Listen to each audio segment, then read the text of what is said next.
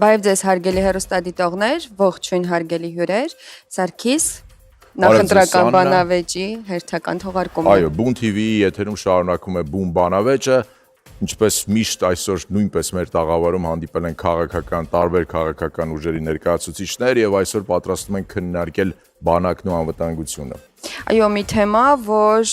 այս ընթացքում ամենաթեժ քննարկվող թեմաներից է եւ քաղաքական ուժերը հաճախ շատ հակընդդեմ մոտեցումներ են ներկայացնում, թե ինչպես է պետք ապահովել Հայաստանի անվտանգությունը։ Անվտանգության հարցը շարունակում է մնալ Հայաստանի համար թիվ 1 հարցը, անվտանգության հարցը կարևոր է, անվտանգությունից է կախված ամեն ինչ, տնտեսությունից մինչև կրթություն ու մշակույթ եւ այսօր պատրաստվում ենք քննարկել ըստ էության ամենակարևոր հարցը, ներկայացնենք մեր հյուրերին Աննա։ Սիրով ներկայացնենք մեր հյուրերին Դեմոկրատիա, օրենք, կարգապահություն կուսակցության ներկայացուցիչ Նաիրա Գևորգյան, բարև ձեզ Տիկին Գևորգյան, շնորհակալություն հրավերն ընդունելու համար։ Նոր ուժ կուսակցության ներկայացուցիչ Նարե Արամյան, բարև ձեզ Տիկին Արամյան, շնորհակալություն հրավերն ընդունելու համար։ Հայ ազգային կոնգրես կուսակցության ներկայացուցիչ Թելման Պետրոսյան, բարև ձեզ պարոն Պետրոսյան, շնորհակալություն հրավերն ընդունելու համար։ Միասնության թևեր կուսակցության ներկայացուցիչ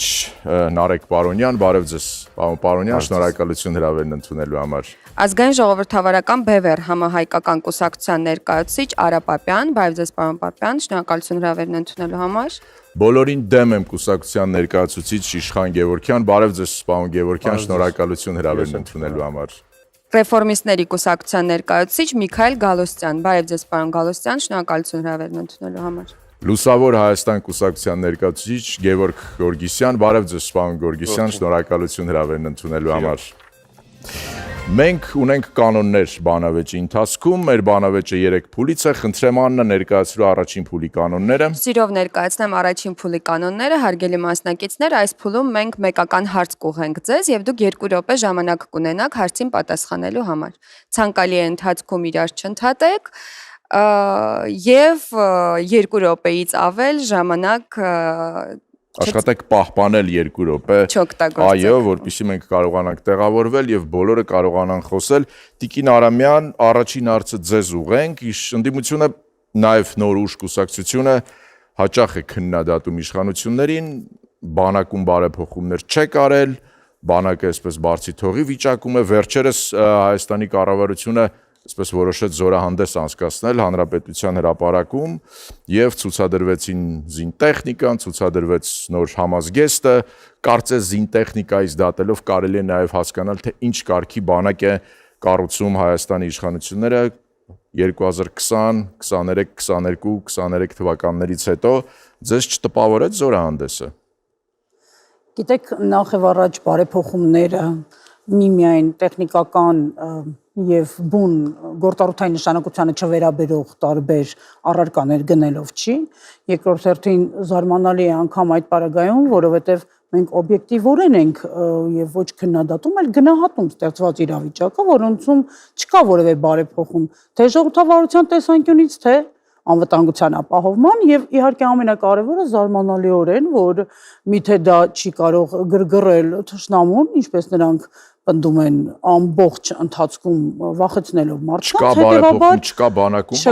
բարեփոխում, ընդհանրապես չկա բարեփոխում։ Նախ ընդհանրապես չկա, բայց տեսեք, դա բարեփոխում չէ։ Նախ դա պետք է լինի սովորական ընթացակարգային եւ ոչ թե օրինակ որը կլիներ բարեփոխումը Տիկին Արամյան, ոչ Փաշինյանի կառավարությունը։ Օրինակ, եթե հանրային վերահսկողությունը վերադարձվեր բանակ, եթե մենք հստակ կիմանայինք այն ամբողջական շղթան, որը որ ապահովելու է բանակի թե մարտունակությունը եւ թե ուղղակի կարգ ու կանոնը, որը այսօր նույնպես դուք ուզում եք ազատ մուտք ունենալ զորամասեր։ Դա ազատ մուտք չէ, դա երբևէ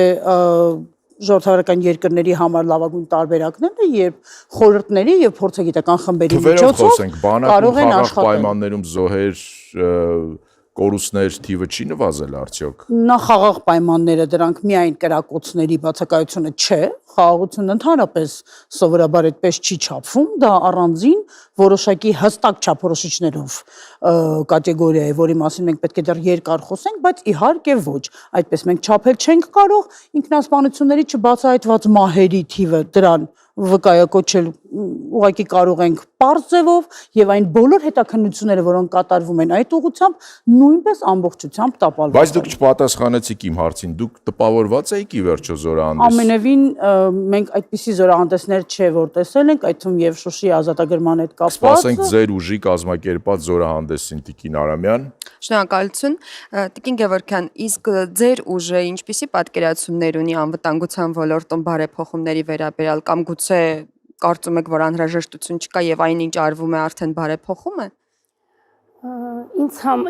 վերցնենք, որ մեր ուժը ոչ, դա բարեփոխում չի մեզ համար, որովհետեւ նախ մենք չունենք տնտեսական անվտանգություն։ Արդեն իսկ դա շատ վատ է, հողերը հանձնել ենք, սահմանափակումը Ռուսաստանի Դաշնությունը սահմանափակում է ամեն ինչը, եթե արդեն դու չկարողանաս արտահանես քո բերքը, թեկուզ ծաղիկը եւ այլ, դա արդեն իսկ անվտանգություն չեմ համարում։ Ինչպես եք լուծելու այդ հարցը։ Այն որ արդեն պետքա կարողանաս դու քո դաշնակից ընկերների հետ կարողանաս թեկուզ դիվանագիտական ճանապարհներով այդ ամենը լուծես, որը այս իշխանությունը կտրուկ բոլոր կապերը ինքը խզել է։ Հենց կոնկրետ Ռուսաստանի Տիկին Գևորգյան, իսկ դուք կարծում եք, որ դաշնակից ընկեր երկրների վարքագիծ է տնտեսական սպառնալիքներ հնչեցնելն ու կիրառելը։ Գտնում եմ ոչ։ Մեր իշխանության կողմից է դա կատարվում։ Մեր իշխանությունն է սպառնալիքներ։ Սպառնալիք ոչ թե սպառնալիք, այլ ինքն է, իրենցից է դա գալիս, որպեսզի Ռուսաստանն էլ ինքն է թելադրում այդ պարագայում արդեն թելադրող կողմը ինքն է լինում։ Շատ լավ, դուք շարունակեք ձեր պատկերացումները բարեփոխումների վերաբերյալ անվտանգության։ Այն որ արդեն նախ համաձայնեի, սկսեմ զինված ուժերից, քանի որ ինքը զինծառայող եմ եղել, սկսեմ որ զորահանդեսից մենակ գոհ կարող է ասել որ շատ լավ։ Հիշեցնենք մեր հեռուստադիտողին, որ Պահեստազորի փոխգնդապետ եք։ Այո, այն որ արդեն զորահանդես միակ այն որ ժամկետայինները շատ փայլուն քայլեցին, մեր զինծառայողները շատ, մենակ դա կարող եմ ասել, որ դա շատ լավ է։ Շարայինը 5 եք գնահատում բանակի։ Բոլոր զինվորականներին, այո։ Տեխնիկան թույլ տվեք գնահատական չտան, որտեղ այնտեղ տեխնիկա չկար ինձ համար, ինչը որ ես եմ տեսել։ Իսկ ինչ էինք դիտում 95 թվականի ծեսկոմ, ես սա կշարունակեմ ձեր հարցի պատասխանը եւ համազգեստը 1000 ներողություն կխնդրեմ, շատ նման էր Ադրբեջանի համազգեստին։ Շնորհակալություն Տիկին Գևորգյան։ Պարոն Պարոնյան, մեր բանախոսներից մեկին ընդհանրապես չի տպավորել փաստորեն զորահանդեսը, Տիկին Գևորգյանը միայն առանձնացրեց քայլերը։ Ձեր ուժը, եթե չեմ սխալվում, առաջարկում է այսպես հանձնաժողով ստեղծել, որպեսզի ինքը հավասարակշռի վարչապետի այսպես լիազորությունները, եթե չեմ սխալվում, նաև դուք առաջարկում եք $1 միլիարդ այսպես կտրուկ ավելացնել ռազմական ծախսերը, գնել նոր սպառազինություն, տեխնիկա, համազգեստ։ Ես ուզում եմ հասկանալ, երբ որ դուք օրինակ առաջարկում եք նման գումար ավելացնել, որտեղից եք վերցնելու այդ գումարը, $1 միլիարդ ավել։ Շատ լավ, բայց միջ ձեր հարցին պատասխանելը կուզենայի մի շատ կարևոր արձանագրում անել, որ ըստ էության այսօրվա մեր բանավեճին ներկա չեն գլխավոր հասցեատերերը եւ այն մարդիկ, ովքեր որ պետք է պատասխան տան ընդդիմության հնչած հարցերին եւ մի քիչ այդ առումով բանավեճային ֆորմատը չեմ հասկանում ինչպես ենք կազմակերպելու, բայց ամեն դեպքում ձեր հարցինի պատասխան ասեմ, որ նախ առաջինը միջ այդ $1 միլիարդ այսպես ասած ճարելը մենք մեր ծրագրում հստակ գրել ենք, որ մենք ունենք օրենքի նախագիծ, համաձայն որի Հայաստանի Հանրապետության պաշտպանական ծախսերը չեն լինելու ավելի պակաս, քան Հայաստանի Հանրապետության հնայի 8%-ը։ 8%, դա ամենաբարձր թվերից մեկն է աշխարհում։ Դուք առաջարկում եք սոցիալական հարցերին ծախսեր, սոցիալական ուղղությամբ ծախսեր չանենք, առողջապահական ուղղությամբ չանել, ամբողջ բյուջեն ուղղել պաշտպանությանը։ Չէ, նման բան մենք չենք առաջարկում, սա հստակ պատկերացնեք ինչ բարձր թիվ է։ Ենք պատկերացնում։ Սա հստակ հաշվարկված գումար է եւ գաղտնիք չի ոչ մեկի համար, որ Հայաստանի Հանրապետության կառավարությունը, ներկայիս կառավարությունը ոչ նպատակային է այսպես ասած դուք կարծում եք այդ գումարը հիմա կա հնայի 8%-ի չափով, բայց Նիկոլ Փաշինյանը չի ուզում այդ գումարը վերցնել եւ ուղղել պաշտպանությանը։ Նիկոլ Փաշինյանը ես չգիտեմ ինչ ա ուզում, ինչ չի ուզում։ Ես գիտեմ միայն որ Նիկոլ Փաշինյանի կառավարության արդյունքում մենք ունեցենք կորսված Արցախ 120,000 փախստականներ եւ էթնիկ զտման ենթարկված արցախցիներ, քանդված եւ բարոյալքված բանակ եւ ըստ էության Ալիևի կողմից սանկցիավորված զորահանդես, որովհետեւ Պարզից էլ պարզ է, որ այն զորահանդեսը, որը իրականացրեց Փաշինյանը, դա նախընտրական PR էր եւ այդ զորահանդեսը նա չէր կարող ոչ մի պարագայում իրականացնել առանց Ալիևի թողտվության։ Իսկ ինչ վերաբերվում է այդ 1 միլիարդին, որի ուղիղ կեսը 500 միլիոնը մենք պատրաստվում ենք ուղղել ներքին արդյունաբերության, ռազմաարդյունաբերության զարգացմանը, դա հստակ թիվ է, դա հաշվարկված թիվ է, որը հաշվարկվել է բարձրակարգ մասնագետների կողմից եւ այո, այդ թիվը կա, այդ թիվը չի խանգարում այլ ոլորտների զարգացմանը եւ այդ թիվը առնվազն դա այն մինիմումն է, որը անհրաժեշտ է Հայաստանի բանակի մարտունակությունը բարձրացնելու համար եւ անվտանգային միջավայրը բարելավելու համար։ Պարոն Պարոնյան, Աննա, մենք թերևս այստեղ ունկնդիրներին ներկայացնենք, թե ինչու իշխող ուժից այսօր չկա ներկայացուցիչ։ Այո, այս տեսանկյունից երկու բան հիշեցնենք եւ մեր հեռուստադիտողներին եւ մասնակիցներին։ Նախ 18 քաղաքական ուժ է գրանցվել, մենք տաղավարում ունենք 8-ին հրավիրելու հնարավորություն եւ նաեւ բաշխել ենք, այո, բոլոր ուժերին հնարավորություն տալ արտահայտվելու կանչում ենք ըստ հերթականության, որպեսզի համամասնորեն բաժանվի ժամանակը։ Բացի այդ, կարծում ենք, որ ընտրողը իրավունք ունի նաև ընդդիմադիր դաշտում տարբեր ծրագրեր լսելու եւ կողմնորոշվելու հնարավորություն ունենալ։ Հետևաբար բանավեճ պիտի տեղի ունենա նաև ընդդիմադիր կուսակցությունների։ Դե իհարկե ձեր հարցերի այսպես պատասխանը հասցեատերը բնականաբար իշխող ուժն է, պարոն Պարոնյան, խնդրեմ Աննա։ Շնորհակալություն։ Պարոն Պետրոսյան, ձեր քաղաքական ուժը մի քանի տարի է արդեն, որ ասում է, որ իշխանությունը որևէ բան չի անում բանակի բարեփոխման համար, անվտանգության ոլորտում լուրջ ճգնաժամ է, որովհետև երաշխավորներ չկան բոլոր այն փաստաթղթերի համար, որոնք ստորագրվում են։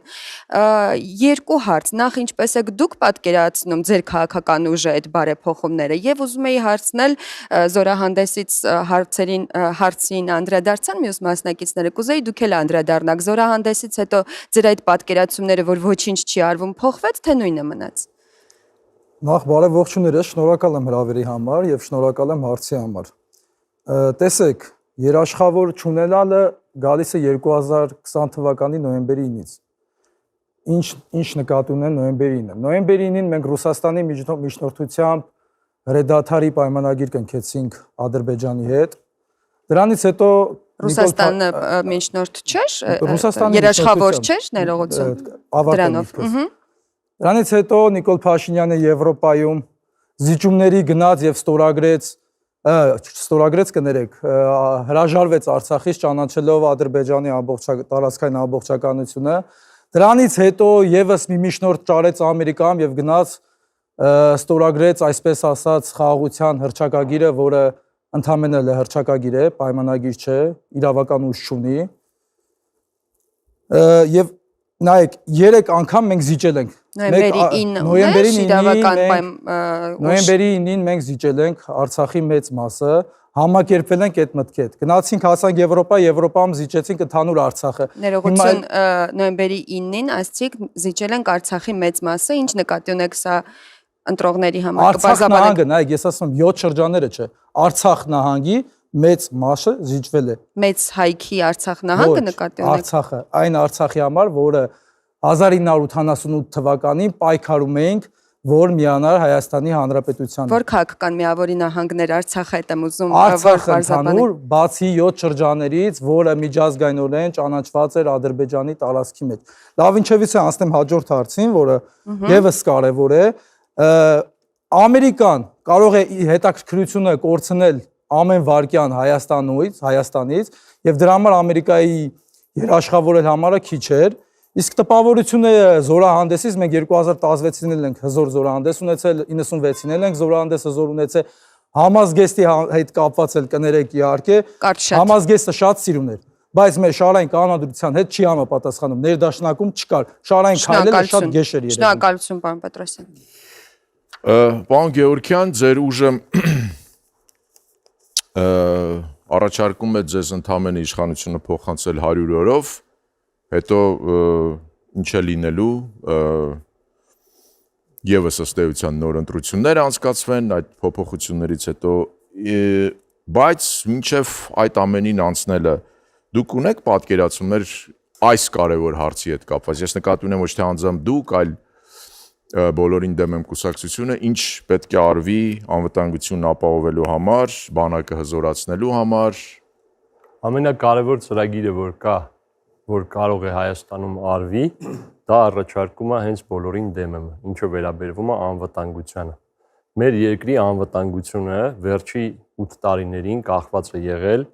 սուպեր վարչապետից, որին կարելի է նաև թագավոր ասել, թայֆայի պետ ասել ու նրա բարի կամքից։ Ես ընթացքում համ հեռուստադիտողներին, համ ձեզ բոլորիդ կապացուցեմ։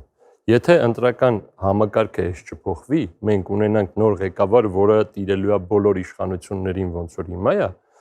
էլի անվտանգության հետ էլ, խաղաղության հետ էլ խորքային խնդիրներ են լինելու։ Եթե մենք համակարգային փոփոխություններ չկարողացանք անել,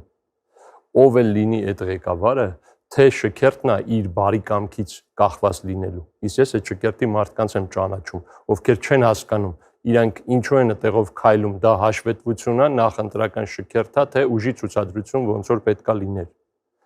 Ամենակարևոր ծրագիրը այն կանոններն է, ոնց ենք մենք կառուցում մեր իշխանությունը։ Այս կանոններով հասկանալի է, ձեր գլխավոր թեզը հասկանալի է, բայց բանակում բարեփոխումների հետ կապված անվտանգության ամրապնդման քննարկումներ ընդհանրապես ձեր ուժի ներսում եղել են։ Մեր ուժի ներկայացուցիչների կեսը մարտական ընկերներ։ Առավել եւս, եթե մարտական ընկերներ են քննարկումներ եղել են, թե խուսափել եք այդ հարցից, ասում եք մեզ համար կարևոր ընտրակարգը փոխելն է, ՇՄ 1% սարքելն է, հետո կերևա։ Անընդհատ այդ քննարկումները կան։ Եվ անընդհատ որ քննարկում եք, ինչ մտքերի եք եկել։ Ոչ թե պետքա քննարկվի այդ զենքի փողի հաստությունը 155-ա, թե 150, որ էլ չի լինում, այլ թե ով է այդ հրամանը տալու, ինչ կանոններով ու ինչի վրա է պետությունը հղվում այդ որոշումները կայացնելու։ Մենք նորից գալիս ենք ձեր գլխավոր թեզին։ Բանակի վերաբերյալ մտքեր կան ձեզ մոտ։ Բանակի վերաբերյալ այդ եմ ասում։ Բանակի կազմակերպումը մի ձև է հնարավոր, պետական կարգով, ոչ թե թագավորի բարի կամքով, որ իր զորքը կարա շարժի այսպես, որ դա ձեն է բերում, ձեն բերի։ Մենք պետք է ընդունենք, որ դա ձեն բերելու երթեր, ես ձեզ երաշխավորում եմ, որ ԿՊ-ն լինի, առատ չի լինելու մինչև մյուս ընտրությունները ու դրան պետքա գնահատական տրվի, որտեղ այնտեղ նսեմացրել են մեր պես տղերքին, զինվոր տղերքին, ովքեր համաձայն չեն այդ իրականությանը, ինչի են իրանք քայլում, եթե ուժի ցուցադրություն չի, հաշվետվությունը։ Ասեք մի հատ երկիր, որտեղ հաշվետվողական պարադ է եղել, երկրորդ երկիր, չկա տենց բան։ Շնորհակալություն, պարոն Գևորգյան։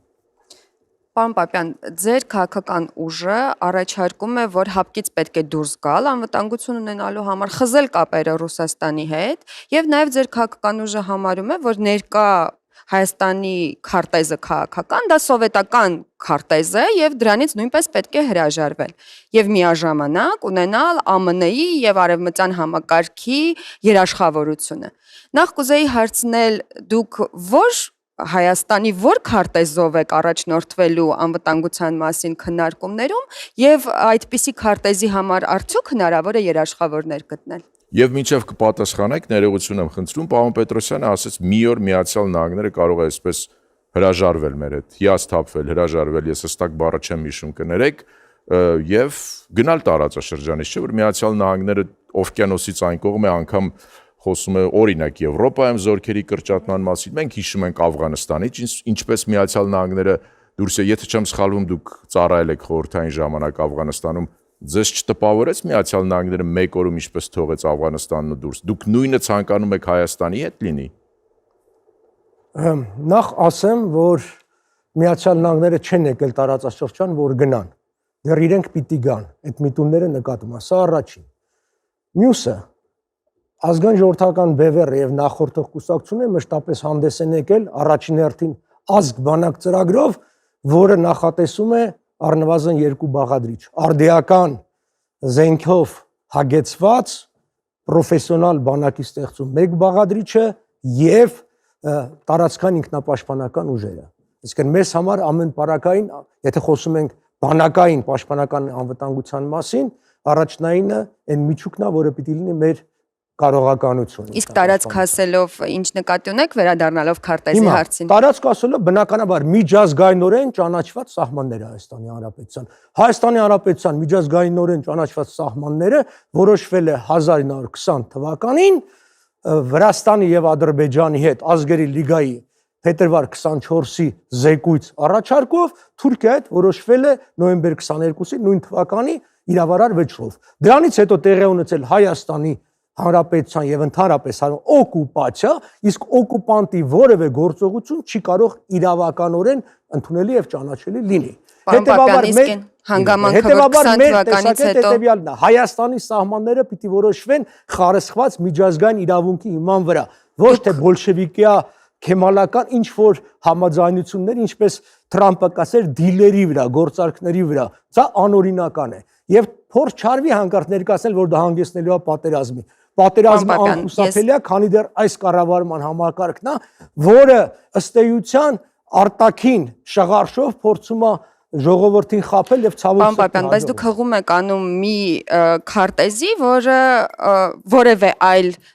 երկիր կամ միջազգային կառույց ընդունում է որպես իրավական Միացյալ Նահանգները ընդունել է եւ վերահաստատել 1927 թվականին Սենատում ավելին մերժել է Թուրքիայի հետ իրավական եւ դիվանագիտական հարաբերությունների հաստատում այդ ժամանակ։ Պարոն Պապյան, դուք տեղյակ եք, որ Միացյալ Նահանգներն ու Թուրքիան նույն ռազմաքաղաքական դաշտ։ Այո, տեղյակ եմ դրանից, դա բնավ չի խանգարում, որպիսի Միացյալ Նահանգները ստանձնած պարտավորություն իրականացնել։ Եվ ասեմ ցես, մենք հանդես ենք եկել մշտապես եւ մեր ծրագրում էլ կա ԱՄՆ-ի հետ ոչ ՆԱՏՕ-ի անդամ դաշնակցային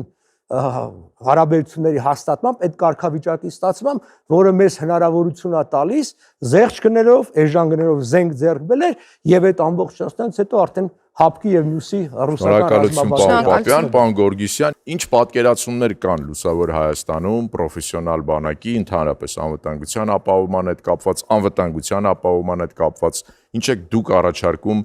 ընտրողներին բանակի անվտանգության բարեփոխումներ, անվտանգության ապահովում, խնդրեմ։ Շնորհակալություն։ Առաջին հերթին անվտանգություն ապահովելու համար պետք է լինի քաղաքական կամք դիմադրելու եւ չհանձնվելու։ Այն ինչ մենք այսօր չունենք եւ ցանկացած զենքի ցուցադրություն դա ոչ թե ուժի ցուցադրություններ է սպարագայում, այլ ընդհանրապես քաղաքական PR։ Ես իհարկե շնորհավորում եմ մեր զինծառայողներին այդ շքեղ զորահանդեսի կապակցությամբ, բայց մեզ զորահանդեսներ պետք չեն, մեզ զորավարժություններ են պետք։ Եվ մեզ պետք է արդիական 21-րդ դարին համահունչ անվտանգային դոկտրին։ Խոսում ենք ազգբանակից, դեռ հանրապետականների ժամանակ այդ ազգբանակ գաղափարը բերել էին, բայց որևէ իրականացման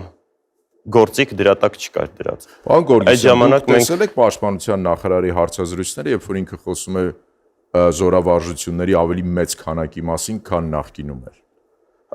Մենք վերջի տարիներին տեսել ենք, որ մեր հակառակորդներն են համատեղ նաև զորավարժություններ անում, բայց մեր զորավարժությունները այն նոր տեխնիկա է, որ մենք ունենք, դրա մասին որևէ տեղեկություն չի եղել։ Չկա, բայց դա չի նշանակում, որ չեն արվում։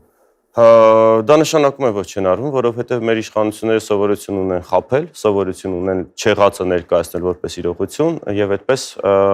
ամեն ինչ տանել կործանման։ Անվտանգային բաղադրիչներից կարևորագույններից մեկը նաև դաշնակցային հարաբերություններն են եւ պատերազմի գործիքներից մեկն է թշնամուն հակառակորդին զրկել դաշնակիցներից։ Եվ դա այն է, ինչ հիմա այսօր մեր հետ անում է Ադրբեջանը փաստացի, եւ մենք որևէ կերպ չունենալով նոր դաշնակիցներ, ձեռք չբերելով եւ չզարգացնելով անվտանգային ոլորտում այլ դաշնակցային հարաբերություններ, փչացնում ենք արդեն իսկ եղած հարաբերությունները մեր դաշնակցի հետ։ Դաշնակցի, որը լռում էր 2021-22 թվականներին եւ գիտեք, այդտեղ բազմաթիվ խնդիրներ կան, այո, այդ ամեն ինչը պետք է բարձրացնել, այդ ամեն ինչի մասին պետք է խոսել, բայց դա կարելի է խոսել, եթե Հայաստանի Հանրապետության դեմ հարձակում գործեց Ադրբեջանը եւ մենք 200-ից ավել զոհեր տվեցինք եւ մի դատապարտող հայտարարություն, դուք այդ դաշնակցի մասին եք խոսում։ Մենք ցավոք սրտի այլ դաշնակից չունենք այս տարածաշրջանում։ Բայց Ռուսաստանը այդ պարագայում այս դաշնակից է։ Որևէ դաշնակցային հարաբերություններ չեն լինում իդեալական։ Նույնիսկ հիմա տեսնում եք ԱՄՆ եւ ՆԱՏՕ ընդհանուր հարաբերություններում կան խնդիրներ։ Այդ խնդիրներով պետք է զբաղվել եւ պետք է լուծել։ Եվ չի կարելի գնալ արկածախնդրությունների, մեր տարածաշրջանը բուրըն վտանգներով լի տարածաշրջան է եւ այստեղ պետք է կշռադատված, հավասարակշռված քայլեր անել։ Շնորհակալություն, պարոն Գորգիսյան։ Պարոն Գալստյան, ձեր քաղաքական ուժի վարչապետի թեկնածուն Վաղարշակ Հարությունյանը 2 անգամ պաշտպանության նախարար է եղել։ ընդ որում երկրորդ անգամ արդեն պատերազմից հետո, եւ դա մի շրջան էր, երբ Հայաստանի զինված ուժերը փորձում էր ոտքի կանգնել պատերազմից հետո Ռուսաստանի օգնությամբ եւ բարեփոխումներն անել ռուսական համակարգով, այսպես ասած։ Սա հաշվի առնելով, երբ խոսակցություններ են գնում նրա մասին, որ Ռուսաստանի հետ եւ նրա երաշխավորությամբ է պետք այդ բարեփոխումները անել, դուք ինչ կարծիք ունեք, ինչու ձախողվեցին ուրեմն այդ փորձերը եւ միգուցե դուք այլ կարծիք ունեք, չեն ձախողվել։ Շնորհակալություն։ Ուրեմն տեսեք, մեր մի փոքր սկզբից կամ հարցից պատասխանը մեր նախընտրական կետերի առաջին կետը, եթե կարդացել եք, սա ստեղծված աշխարհաքաղաքական իրավիճակում անվտանգային նոր հայեցակարգ ստեղծելն է։ Սա ուրեմն դոկտրին է, որը պետության կենսագոյության բոլոր ձևաչափերը ներառում է իր մեջ։ Ինստիտուցիոնալ դոկտրին է, որը տարածվում է ամբողջ ինստիտուտների վրա եւ պարտադիր է բոլորի կատարման համար։ Իսկ աշխարհում տեղի ունեցող փոփոխությունները կարծես դեռ շարունակվում են, դուք շարունակվում են եւ համարում եք, որ դրանք ավարտվել են, որ կարելի է նոր հայեցակարգ գրել արդեն։ Այո։ Հիմա տեսեք, մենք ինչպես նշեց գործընկերը իմ չունենք դեռ այլ ռազմական դաշնակից։ Մեր դաշնակիցը այսօր դեռ Ռուսաստանն է։ Իսկ պետք է ունենալ այլ ռազմական դաշնակից։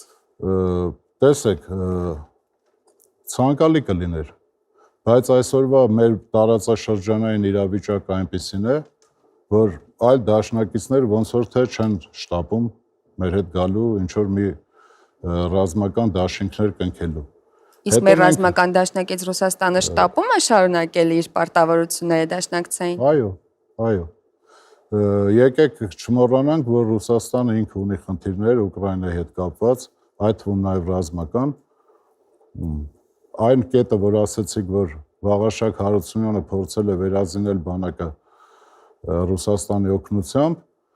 խանգարել է նաև այդ հանգամանքը, որ Ռուսաստանը ինքն է մտել ակտիվ ռազմական գործողությունների մեջ եւ զենքի մատակարարում Հայաստանին մի քիչ Բայց Ռուսաստանի խնդիրները դեռ շարունակվում են, այդ պարագայում ուրեմն ինչ է պետք անել։ Մենք նախատեսում ենք նաև մեր մոտ մեր ռազմաարդյունաբերական համալիրի ստեղծումը եւ զարգացումը։ Շնորհակալություն, պարոն Գալստյան։ Մենք անցնում ենք հարգելի հյուրեր հաջորդ փուլին։ Այս փուլում ձեզնից յուրաքանչյուրը կարող է 2 հարց ուղղել տարբեր մասնակիցների։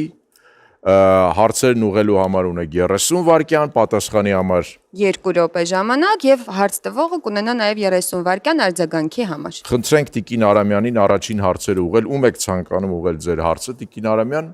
Ձեզ եւ ձեզ։ Տիկին Գևորգյանին եւ նախ կարևոր է, որ մենք 2 ճիշտ սերի ներկայացուցիչներ ենք եւ որովհետեւ դուք բարձրաձայնեցիք կարևորագույն խնդիր, որը վերաբերում է հենց քարտեզներին եւ միջազգային իրավունքի տիրույթին։ Խնդրեմ ձեր հարցերը։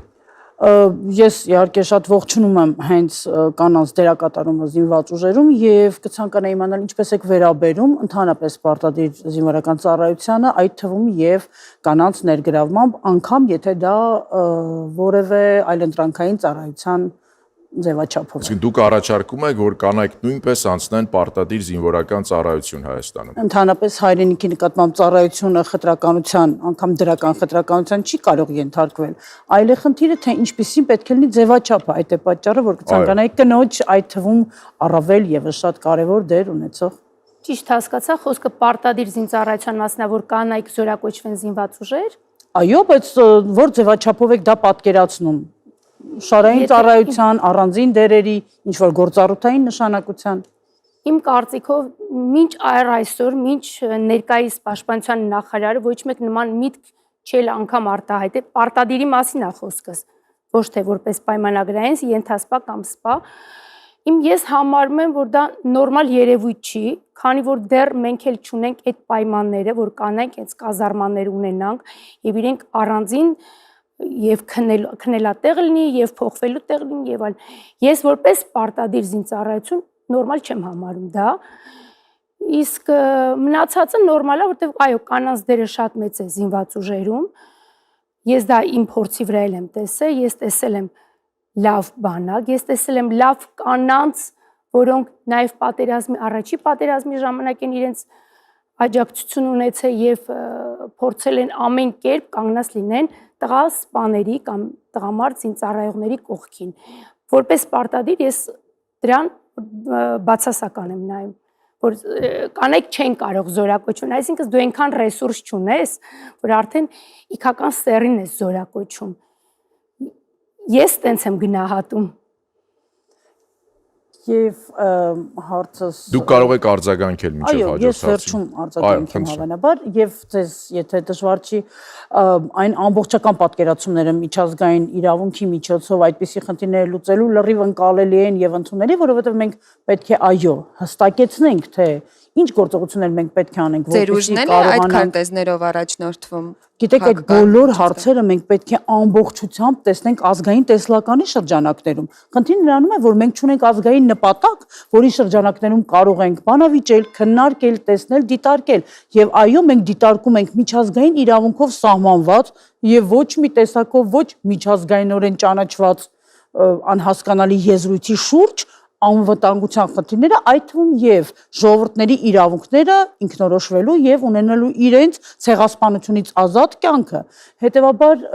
իմ հարցը վերաբերում է թե ինչպես եք տեսնում միջազգային իրավունքի շրջանակներում այսօր արդեն Արցախահայության ուղղակի գոյատևման եւ վերադարձի իրավունքի պաշտպանությունը եւ առաջին հերթին միանշանակ միջազգային դատական ատյաններում։ Ես ուզում եմ ասել, որ իրավունքի ամրագրումը դեռևս չի նշանակում նկարտումներ եւ պահանջների անմիջական ներկայացում։ Մասնավորապես հայ-ադրբեջանական սահմանի ամրագրումը միջազգային իրավունքի հիման վրա, մասնավորապես միջազգային դատարան դիմելով, դա հնարավորություն մեզ կտա խուսափել Ադրբեջանի արդեն իսկ մեր նկատմամբ հնչող եւ ներկայացված 150 միլիարդ դոլարի ռազմատուգանքների։ Եթե մենք ճանաչում ենք Արցախը որպես Ադրբեջանի մաս, հաջորդ քայլը ռազմատուգանքների արսն է 30 տարվա օկուպացիա։ Հետևաբար այդ քայլը մեր կանխում է այդ նկարտումները։ Իսկ այն հարցը, որ նախաստորագրված պայմանագրում կետ կա, որ հայցերը պետք է ետ քաշվեն երկու կողմի էլ։ Այն պահից հետո, երբ որ ձեր նշած փաստաթուղթը կմտնի ուժի մեջ, այդ փաստաթուղթը դեռ ուժի մեջ չի մտել, անգամ չի ստորագրվել։ Իմ խորին համոզմամբ Կարծում եք ուրեմն, որ ստորագրելը կարևոր կլինի Հայաստանի համար։ Դա չի ստորագրվի, ուժի մեջ չի մտնի, բացի այդ, իրանք այնքան կսպասեն, մինչև դատարանը իր որոշումը կկայացնի, հետո այդ կանչենք։ Դա կասեն արդեն այն ժամանակ է կայացվել, այդ վստահ եղեք։ Պատահական չի, որ Ալիևը անցյալ տարի հուլիսի 5-ին է հնչեցրել 150 միլիարդի թեման, եւ իրենք այսօր ունեն առնվազն 3 դատական գործ Հայաստանի դեմ։ Մեկը միջազգային դատարանում ՄԱԿ-ի, երկուսը իրավարարության միջազգային։ Պարոն Պապյան, ես մի հարց եմ ուզում տալ, երբ որ դուք եւ Տիկին Արամյանը խոսում եք միջազգային իրավունքից, 2023 թվականին Արցախում բնակվող հայերը բռնի, ճնշման ներքո մեղմ ձևակերպենք, թողեցին իրենց տները, հայրենիքը դուրս եկան։ Ինձ կհիշեցնեք որևէ պետություն, միջազգային կառույց ինչ-որ գործում քայլ ձեռնարկեց այդ ուղղությամբ։ Գործում քայլ ասելով ինչ նկատի ունի։ Օրինակ, որպեսզի հայերը դուրս չգային իրենց տներից։ Որպեսզի հայերը դուրս չգային, այդտեղ կային խաղաղապահ ուժեր, որոնց պարտավորություն Կապ չունի, խաղաղապահ ուժերը Ռուսաստանը ուներ, Միացյալ Նահանգներ, Եվրոպական միությունը կարծես թե նույնպես լուր մնացին ըստ այո, լուր մնացին, որովհետև իրենց այդ հնարավորությունը չտրվեց։ Դուք մոռանում եք, երբ որ Մենք էինք արգելում, Ալիևն էր արգելում էր այսպես կոչված Լեռնային Ղարաբաղի ղեկավարությունը, երբ որ նույն պատվիրակները եկան Ինչ հզոր է Լեռնային Ղարաբաղի ղեկավարությունը, որ Միացյալ Նահանգներին արգելեց։ Չհանդիպեց հետները։ Մոռանում եք, որ Արայիկ Հարությունյանը, երբ որ Ֆրանսիա կանչեցին, որպիսի միջազգային խաղաղապահներ պահանջեր եւ Ֆրանսիան այդ հարցը առաջ էր մղում, նա ասեց, չէ, տվեք ռուսներին միջազգային կարգավիճակ, եւ այս ամբողջը ստացանք։ Պիտի հստակ հասկանալ, քանի դեռ Հայաստանը հապկի մեջ է, այն էլ ամենավատ կարգավիճակով, որտեղ մենք մեջն ենք, բայց Ռուսաստանին հնարավորություն ենք տալիս սեփական պարտավորությունները չկատարել, որտեղ ասում ենք սարեցրել են վիճակը, կիսահղի վիճակ չի լինում, կամ դուրս ես գալիս, կամ շարունակում ես մնալ։ Մնալը իմաստ չունի, որովհետև հապկը չի կարող եւ պարոնը ճիշտ նշեց, Ռուսաստանի գլուխը այնքան խառն է, Ռուսաստանը ուզել չի կարող Շնորհակալություն, պարոն Պապյան։ Ռուսաստանը չի ուզում։ Տիկին Արամյան, խնդրեմ, դուք իրավունք ունեք արձագանքելու։ Նախ եւ առաջ միանշանակ է, այո, որովհետեւ այն ինչ մենք անվանում ենք այսօր փաստաթուղթ ունի բազմաթիվ վերապահումների խնդիր եւ դա պետք է ինչ-որ գործընթացի տրամաբանական շղթայում լինեն։ Պայմանագիրը Խոսքը վերաբերում է թե ինչ է ստորագրվել օգոստոսին եւ ինչպիսի հետևանքներ դա պետք է ունենա եւ այդ նախաստորագրության ձեր ուժի վարչապետի տեխնացուն հայտարարել է, որ նախաստորագրված պայմանագիրը ստորագրելու է Գետեգակիչ որովհետեւ խնդիրը նրանում է, որ չի կարող տրամաբանական շղթան լինի այնպես 0-ից, ինչպես եկան եւ բացարձակապես ձախողվեց ամբողջական թե պայքարը, թե ընդհանուր իրավիճակը անվտանգային, բայց դա չի նշանակում, որ միջազգային իրավունքով մեզ տրված բոլոր իրավունքները չպետք է իրացվեն։ Շնորհակալություն Տիկին Արամյան, Տիկին Գևորգյան։ Երկու հարցի իրավունք ունեք, երկու տարբեր մասնակիցների։ Ում եք ցանկանում ձեր հարցերն ուղղել, տարբեր մարդկանց պետք է ուղղեք, երկու հարցի հնարավորություն ունեք։ Կդիմե ռեֆորմիստներին ո՞նց եք նայում ապագա բանակի վիճակը հզոր բանակ ունենալու համար, ո՞նց եք նայում, ինչ ուղեցույցներ եք անում, էլի։ Հիմա տեսեք, անվտանգության հայեցակարգը, որը մենք առաջարկում ենք պետության կողմից ընդունել, իր մեջ նաև ներառում է ռազմական անվտանգության բաղադրիչը։ Մի փոքր բարձր։ Իր մեջ ներառում է նաև ռազմական անվտանգության բաղադրիչը, որի մի զգալի մասը նաև բանակն է։ Սա ուրեմն ունի երկու կետ՝ ռազմաարդյունաբերական համալիր եւ բուն բանակը։ Բուն բանակը, եթե դուք նկատի ունեիք հենց զինված ուժերին Հայաստանի, հիմա տեսեք մենք ոնց ենք պատկերացնում այս մեր բանակի բարեփոխումները եւ զարգացումը։ Նախ եւ առաջ մենք պետք է հասկանանք, որ պատերազմը ժամանակի հետ իր դեմքը փոխում է։ Եթե առաջի համաշխարհային պատերազմում հեծելազորով էին կռվում, երկրորդի ժամանակ տանկեր, ինքնաթիռներ, հիմա արդեն դրոններ, ԱԹՍ-ներ եւ այլն։ Ըստ դրա պետք է վերափոխվի բանակի ստորաբաժանումների օպերատիվ եւ տակտիկական ղեկավարության ձևերը։ Արդեն մենք հասկանանք, թե մենք ինչի դեպ ենք կռվում, ինչ ձևով։ Հիմա ինչու համար եմ սա ասում։ Տեսեք, մենք գնել ենք ինքնաթիռներ, հա, 6 հատ ինքնաթիռ են գնել, շատ լավ է, գնացինք սելֆի արեցինք այդ ինքնաթիռների վրա։ Մենք որպեսզի գնում ենք ինքնաթիռ, պետք է հասկանանք այդ ինքնաթիռը մենք ինչ նպատակների համար պետք է օգտագործենք։ Արդյոք մեր վրա այնպիսի հարձակում է լինում, որի կանխարգելման համար այդ զենքը մեզ անհրաժեշտ է։ Չէ՞ որ բանակը ինքը նաև նույն մաթեմատիկական հաշվարկն է։ Մենք պետք է հասկանանք ռազմական սպառնալիք հանդիսացող երկրի երբ որ զինվորական ռազմական պարից հետ հավասարակշռությունը խախտվում է, մենք հասկանում ենք, որ այնտեղից սպառնալիք կա եւ ուսումնասիրում ենք ինքը ինչ զենքեր ունի մեր վրա հարձակվելու համար։ Եվ դրան հակազդելու զենքերը պետք է ձեռք բերենք, մասնագետներին պատրաստենք։ Տիկին Գևորգյան, դուք կարող եք արձագանքել, եթե ուզում եք։ Ձեր կողմից ներկայացված վարչապետի տեխնացուն պատերազմի ժամանակահատվածում արդեն նշանակվեց պաշտպանության նախարար։ Այդ դեպքում ինչի՞ չփորձես տանի բանակը Տիկին Գևորգյան, երկրորդ հարց նույն մասնակցի չեք կարող բայց տալ հիշեցնեմ։ Չէ՞ որ ասեցիք։ Երկրորդ հարցը։ Երկրորդ հարցը մեր դեմին կուզենամ նույնպես զինված ուժերի հետ բարեփոխման հետ կապված։ Դուք ո՞նց եք տեսնում։ Տեսեք, ինչքան էլ պայծառ մտքեր ասենք, շնորհակալություն նախ հարցի համար, որ շանս տվեցիք խոսամ։ Ամենակարևոր փաստաթուղթը անվտանգության հետ Հայաստանի Հանրապետության ազգային անվտանգության ռազմավարությունն է։ Այդ փաստաթուղթը 20 թվականի է։ Մեջը գրած է, որ մենք Արցախի երաշխավորն ենք։ Լիքը կարևոր բաներ ա գրած են, ինչը բոլորիս սրտով է, որը ընդհանրապես չի կատարվում։ Ծաղրում են, նույնիսկ այնտեղ դեռ Արցախ բառը կա, դրան են հիմնվում։ Ամեն տարի հաշվետվություն են տալի, թե քանի տոկոսով են կատարել իրանց բաժինը։ Ու այդ փաստաթուղթը մի կողմ է գցած։ Կան էպիզոդներ, ես այսօր այդ վիդեոն էի նայում, երբ վերլուծել եմ այդ փաստաթուղթը։ Կան էպիզոդներ հիմա արդեն, որ մարդիկ ասում են Արցախ, օրինակ հեռուստատեսությամբ, հետո ներողություն են խնդրում, ասում են Լեռնային Ղարաբաղ։ Գիտեք ինչի։ Որովհետև այդ ռազմավարությունը, ինչը եթե նորմալ պետություն ունենայինք, պետությունը դրա վրա պետք է հիմնված լիներ, ոչ թե անձերի։ Պետք է հիմնվենք դրա վրա, բայց մենք հիմնվում ենք սուպեր վարչապետի որոշման վրա, որ չի կարելի ասել Արցախ, ու կատարվում է այն, ինչ որ կատարվում է։ Հիմա ես ինչ պատկերացում եմ ունենամ, Եթե մենք գանք օրինակ իշխանության ոչ որպես բոլորին դեմ եմ, դառնալու է իմ բարի կամքից կախված, ոչ թե փաստաթղթերից։ Եթե չգամ է, ձեզնից մեկը գա կամ մեկ ուրիշը գա, դուք էլ այնտեղ ընդդիմություն լինեք, իր բարի կամքից կախված։ Եթե այս ամենը չփոխվի, այս ծաղրը, որ կա անվտանգության փաստաթուղթ, որը ընդհանրապես չի կապ չունի մեր իրականության հետ, բայց դա է առաջին թուղթը, ոչ թե Նիկոլ Փաշինյանի SMS-ը կամ ինչ-որ մեկի բարի կամքը։ Այդտեղից է ամեն ինչը սկսում։ Եթե դա չփոխենք, կարանք սահմանենք, որ ուզում ենք թակավոր, որը Արտաշեսի պես կլինի, առաջ կտանի։ Ես դա չեմ ուզում, դրա համար եմ բոլորին դեմ εμից։ Թե չէ լիքը հավես մտքեր ունեմ, որը տարիներով անում եմ, ինչ վերադարձել եմ պատերազմից։ Շնորհակալ եմ։ Դուք ցանկանում եք արձագանքել առաջի, երկրորդ, այսպես բանախոսների ասացին Տիկին Գևորգյան։ Ոչ։ Շատ լավ։ Խնդրեմ, հարց տալու հերթը ձերն է, ում եք ցանկանում ուղղել ձեր հարցերը։ Էլի ոնց որ բանավեճը չի ստացվում, բայց ամեն դեպքում պարոն Գեորգիսյանին կուզենամ ոչ թե տենց հարց, այլ ուղղակի քանի որ դուք բացեցիք խոսակցությունը դաշնակցի հետ կապված,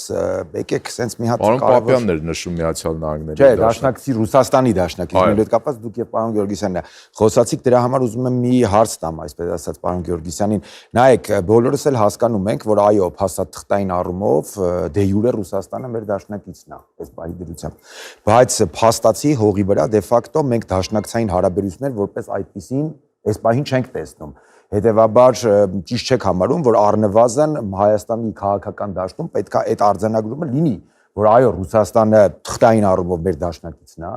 բայց հողի վրա դաշնակցային հարաբերությունները եթե չասենք չկան, ապա խորագույն ճգնաժամի մեջ։ Իսկ ձևակերպենք, որ Ռուսաստանը մեզ էլ դաշնակից չէ եւ առաջ շարժվենք։ Ճիշտ եմ հասկանում։ Պարոն Գեորգիսյանի, ես այլ հարց Ես հարցը հասկացա, ես կպատասխանեմ։ Արժի Հայաստանի քաղաքական դաշտում գալ այն կոնսենսուսի, այն խոսույթի տարածմանը, որ այո, Ռուսաստանը փաստաթղթային առումով մեզ դաշնակից է, բայց հողի վրա դաշնակցային հարաբերությունները այլևս ըստ էության չեն գործում։ Ժամանակը ֆիքսեք, սկսեմ պատասխանել։ Շնորհակալություն։ Այո, կա ճգնաժամ հայ-ռուսական հարաբերություններում, բայց դա պետք է լուծել եւ Հայաստանը կրկին չպիտի դառնա գործիք գլոբալ մեծ տերությունների աշխարհաքաղաքական բախումների համար, որովհետեւ դա մեզ կործանման տանող ճանապարհ է։ Եվ արձանագրելով, որ կա ճգնաժամ, պետք է աշխատել դա լուծել, որովհետեւ եթե մենք հրաժարվում ենք մեր եղած միակ դաշնակցային հարաբերություններից անվտանգային միակ համակարգից, մենք մնում ենք միայնակ թուրք-ադրբեջանական դաշինքի առաջ։ Պարոն Գեորգիսյան, իսկ այդ լուծման ճանապարհին ինչ քայլեր են պետք անել։ Ադեկվատ եւ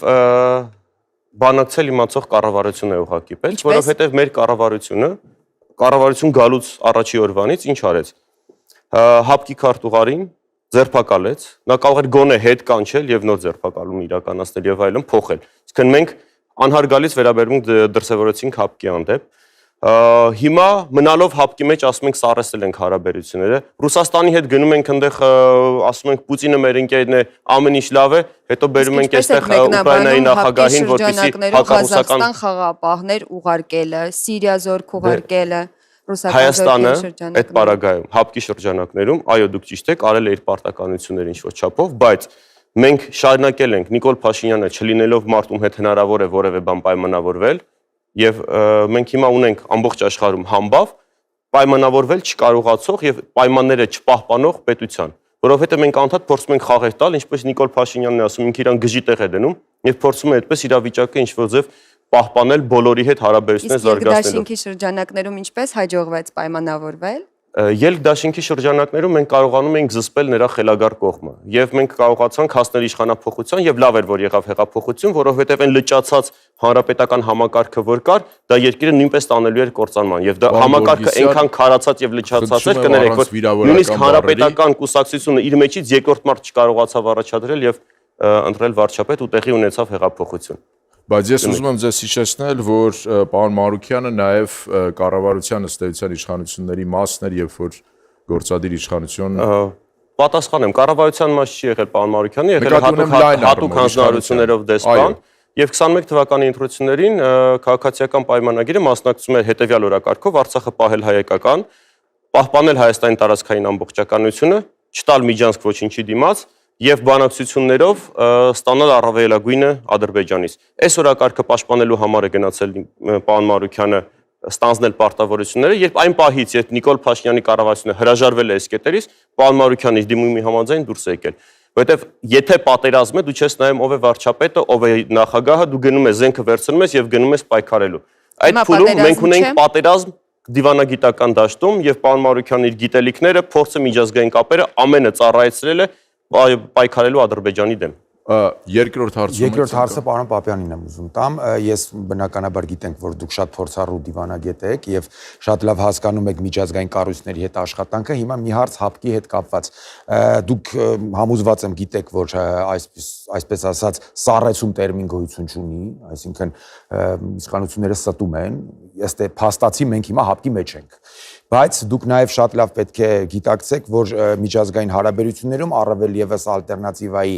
բացակայության պարագայում շատ կտրուկ հայտարարություններ անել ու կտրուկ քայլերը վտանգավոր են։ Հետևաբար մի հարց, ձեր կարծիքով ճիշտ չէ հապկի հետ խրթին հարցերը քննարկել, այլ ոչ թե միանգամից առանց հստակ կոնկրետ ալտերնատիվաների դուրը փակել եւ թողել ըստ էության Հայաստանը առանց որևիցե մի անվտանգային միջավայրի, գոնե թեկուզ թղթի վրայի անվտանգային միջավայրի։ Մենք երբևէ չենք ասել առանց որևէ անվտանգային միջավայրի, մենք արդեն իսկ սկսել ենք բանակցությունները Միացյալ Նահանգների կոնգրեսի անդամների հետ, Պենտագոնի հետ, Հայաստանի նշած կարգավիճակը, այսինքն ՆԱՏՕ-ի ոչ անդամ լինելու կարգավիճակը, դա 22 երկիր անդամ են եւ մենք շատ մեծ հնարավորություն ենք դանելու։ Եվ եթե մենք գանք իշխանության, խոստանում եմ ձեզ 6 ամսվա ընթացքում այդ հարցը կլուծվի։ Դա չի նշանակում Միացյալ Նահանգների ռազմական ներկայություն, դա նշանակում է Միացյալ Նահանգները զենքի եւ փորձակ մատակարարում։ Պարոն Պապյան, կոնգրեսային անդամների հետ քննարկել եք 6 ամիս հետո իրենք դեռ այնտեղ են լինելու։ Ամերիկայի Միացյալ Նահանգների շահն է հնարավորինս հարավային Կովկասում ունենալ հզոր ազդեցություն եւ առանց Հայաստանի վրա իր ազդեցությունը արտացելու ինքը չի կարող դա ունենալ, հետաբար իր շահերից է դա մխում։ Մյուս կողմից հապկը արդեն ինքը մեռելացին կառույց է։ Մի գործողություն է կատարել ձեր նշած Ղազախստանում, որտեղ ըստ էության արտաքին վտանգ չկար, որը խախտում էր հապկի կանոնադրության եւ հիշեցնեմ ձեզ Նիկոլ Փաշինյանի հենց առաջնորդությամբ խախտվեց հապկի կանոնադրությունը եւ պատրանքը ավելի վատ է, անվտանգության պատրանք ավելի վատ է, քան անվտանգության բացակայությունը։ Ըստ էության Արցախում մեր պարտության պատճառներից մեկը այն էր, որ ղեկավարությունը պատրանք էր կապում Ռուսաստանի հետ, որ Ռուսաստանը կարող է, ինչպես իրենք էին ասում, 3 օրից ավել պատերազմը չի կթողի երկարի։ Ռուսաստանի շահերը միանշանակորեն այսօր շատ ավելի համընկնում են Թուրքիայի եւ Ադրբեջանի շահით Հայաստանի հետ։ Հետևաբար Պարոն Գեորգիսյան, ինչ էլ ուզում է Հայաստանը անի Ռուսաստանի հետ, ինչքան էլ լավ շարահուսությամբ նախադասություններ կազմի, Ռուսաստանը միշտ նախընտրելու է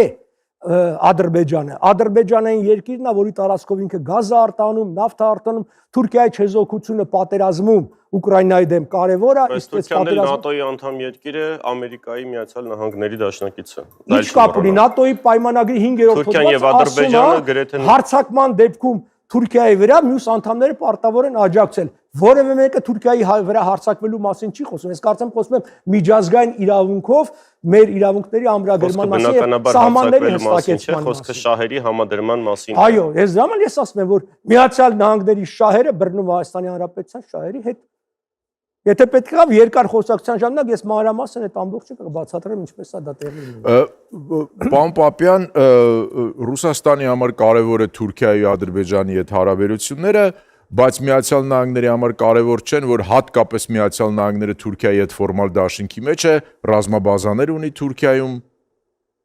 Կարևոր են, բայց խնդիրը հետևյալն է, որ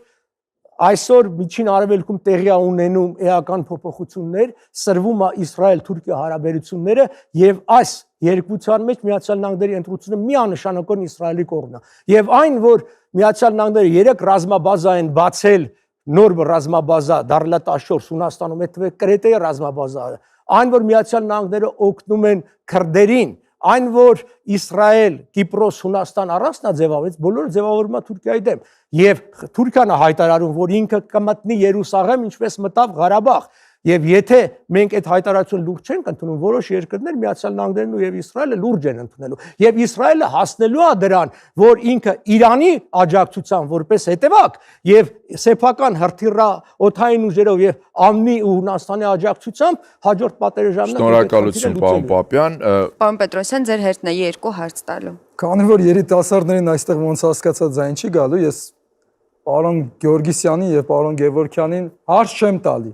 Ընդհանրապես ասեմ, ներկայացրեք ձեր ծրագիրը, բարեփոխումները բանակի հետ, հուսով եմ փոխադարձ ինձ կտակ այդ 2 րոպեն, որ ես էլ խոսամ, որտեղ Պարոն Պետրոսյան, ես ասեմ, որ երրորդ փուլում դուք ունենալու եք 2 րոպե ժամանակ, կարող եք ձեր մտքերը ամփոփել, ներկայացնել։ Համար շատ քիչ է 2 րոպեն, որտեղ ես նոր եմ զորացել եք կարելի ասել, նոր եմ վերադարձել վարժական հավաքներից, հավատացեք ամենաշատ բանը այս պահին ես եմ տեսել բանակում ինչա կատարվում։ Դրա համար խնդրանքս ձեզ եմ տալի 2 րոպեները, դուք ոնց ուզում եք խոսացեք, ինձ էլ տվեք այդ 2 րոպեն ես խոսամ։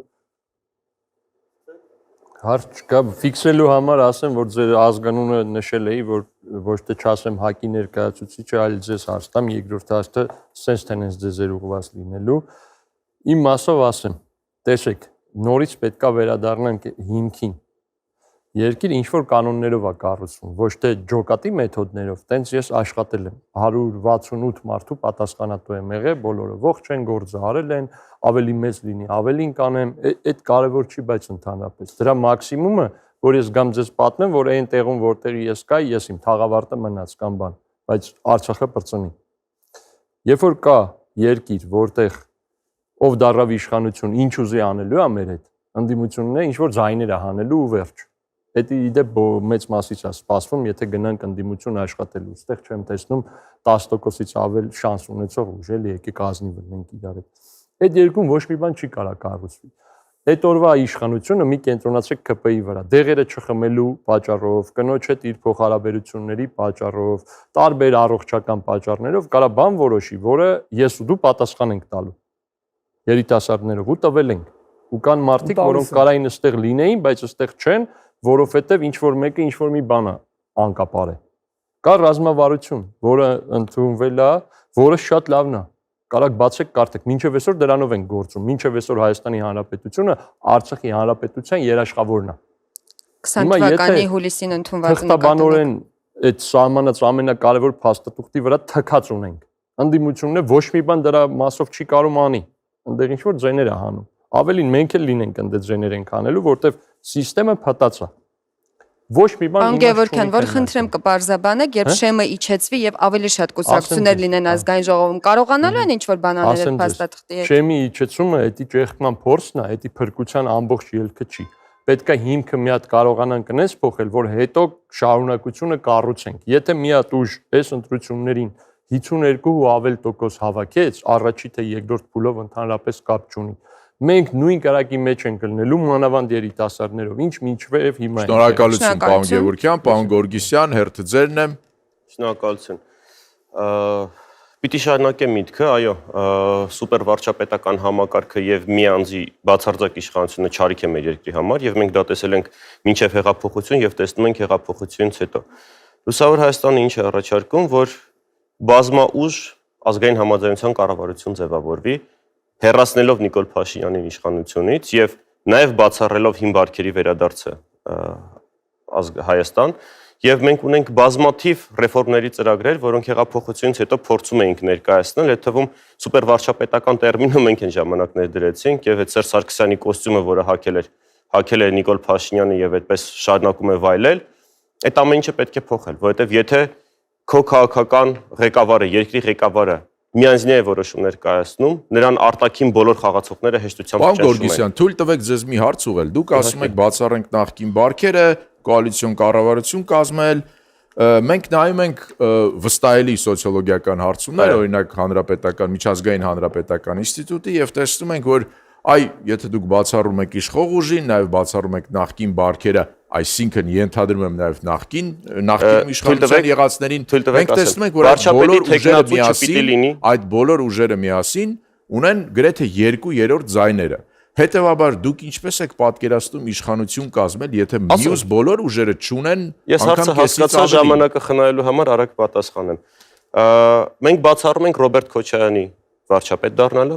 բացառում ենք Գագիկ Ծառուկյանի վարչապետ դառնալը, բացառում ենք նաև Սամվել Կարապետյանի վարչապետ դառնալը։ Բայց այդ բոլոր ուժի առաջին հերթին բացառում ենք Նիկոլ Փաշինյանի վարչապետ դառնալը։ Ում հետ եք պատրաստում իշխանություն կազմել։ Պատրաստվում ենք ընդդիմադիր բոլոր ուժերի հետ գտնել կոնսենսուսային, նշանակել կոնսենսուսային վարչապետ, տեխնոկրատ, կներեք։ Վարկանիշը 1/3-ից չի անցնում, կներեք ըստ այդ սոցիոլոգիական հարցը։ Դեռ կա հնարավորություն Նիկոլ Փաշինյանին հաղթելու։ Եվ եթե ընդդիմադիր ուժերը կարողանում են համախմբվել կոնսենսուսային վարչապետի շուրջ, ով հաշվետու է բոլոր 4-5 ուժերին, ովքեր որպես ընդդիմություն այսօր ընդդիմություն են հանդես գալի, բայց հուսով եմ կդառնան իշխանություն ազգային ժողովում, վարչապետը ունենում է անվտանգության լրացուցիչ բարձիկ լրացուցիչ շերտ բանակցություններում եւ միանձնյա չի կարող որևէ բան զիջել, չի կարող միանձնյա որևէ բան հանձնել եւ մենք ստանում ենք հավասարակշռված փոխզսպված կառավարություն։ Պարոն Պետրոսյան, դուք ցանկանում եք արձագանքել։ Հա, ես էլ այս վերջերս սոցիալական հարցում արեցի, պարզվեց մենք 1.800.000 ձայնով հաղթել ենք։ Այդ էս միֆ է սոցիալական հարցումը։ Սոցիոլոգիական հարցումն է։ Այդ էս միֆ է, հեքիաթ է, ու պարոն Գևորգյանի հետ համաձայն եմ, շեմը պետք է իջեցվի, մեր վարչապետի տեխնացու պարոն Զուրաբյանն էլ հարցազրույցներից մեկում ասեց, որ պետք է շեմը իջեցվի, որովհետև այն ինչը կատարվում է հիմա ազգային ժողովում, նման է այտենց մի հատ սնդուկյանում ներկայացման։ Շնորհակալություն այդքանը։ Պարոն Գևորգյան, խնդրեմ դուք հարցեր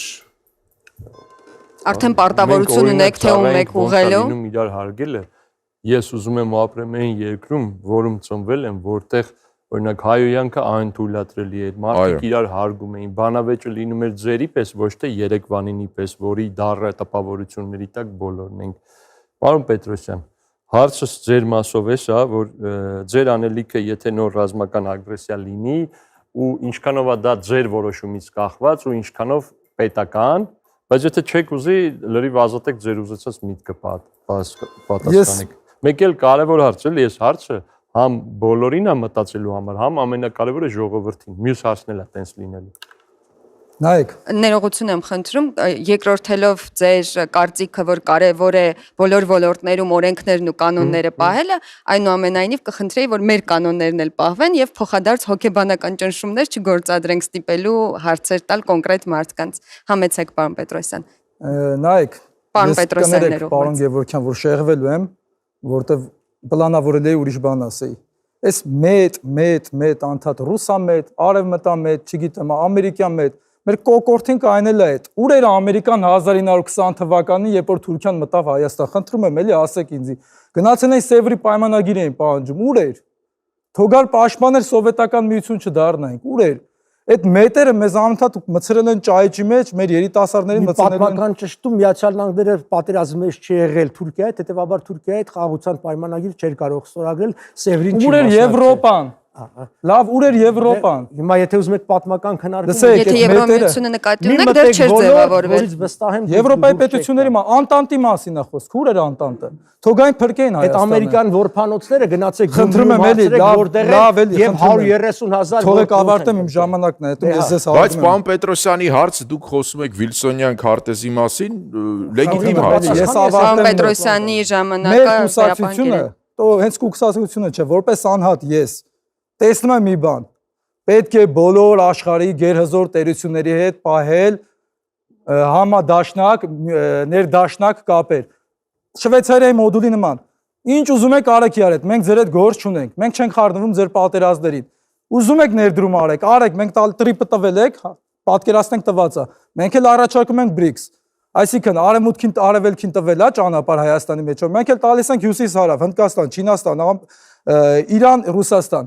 Արեք ներդաշնականացրեք ձեր տնտեսությունը մեր տարածքով, եկեք անցեք գնացեք, մեր տարածքին մի սպառնացեք, փողերը դրեք մեր երկրում, ոնց որ Շվեյցարիան արել։ Տարիների ընթացքում Շվեյցարիան հասավ նրան, որ ինքը չեզոք է աշխարհում, բոլոր կոնֆլիկտներում։ Մենք էլ կարանք հասնենք դրան։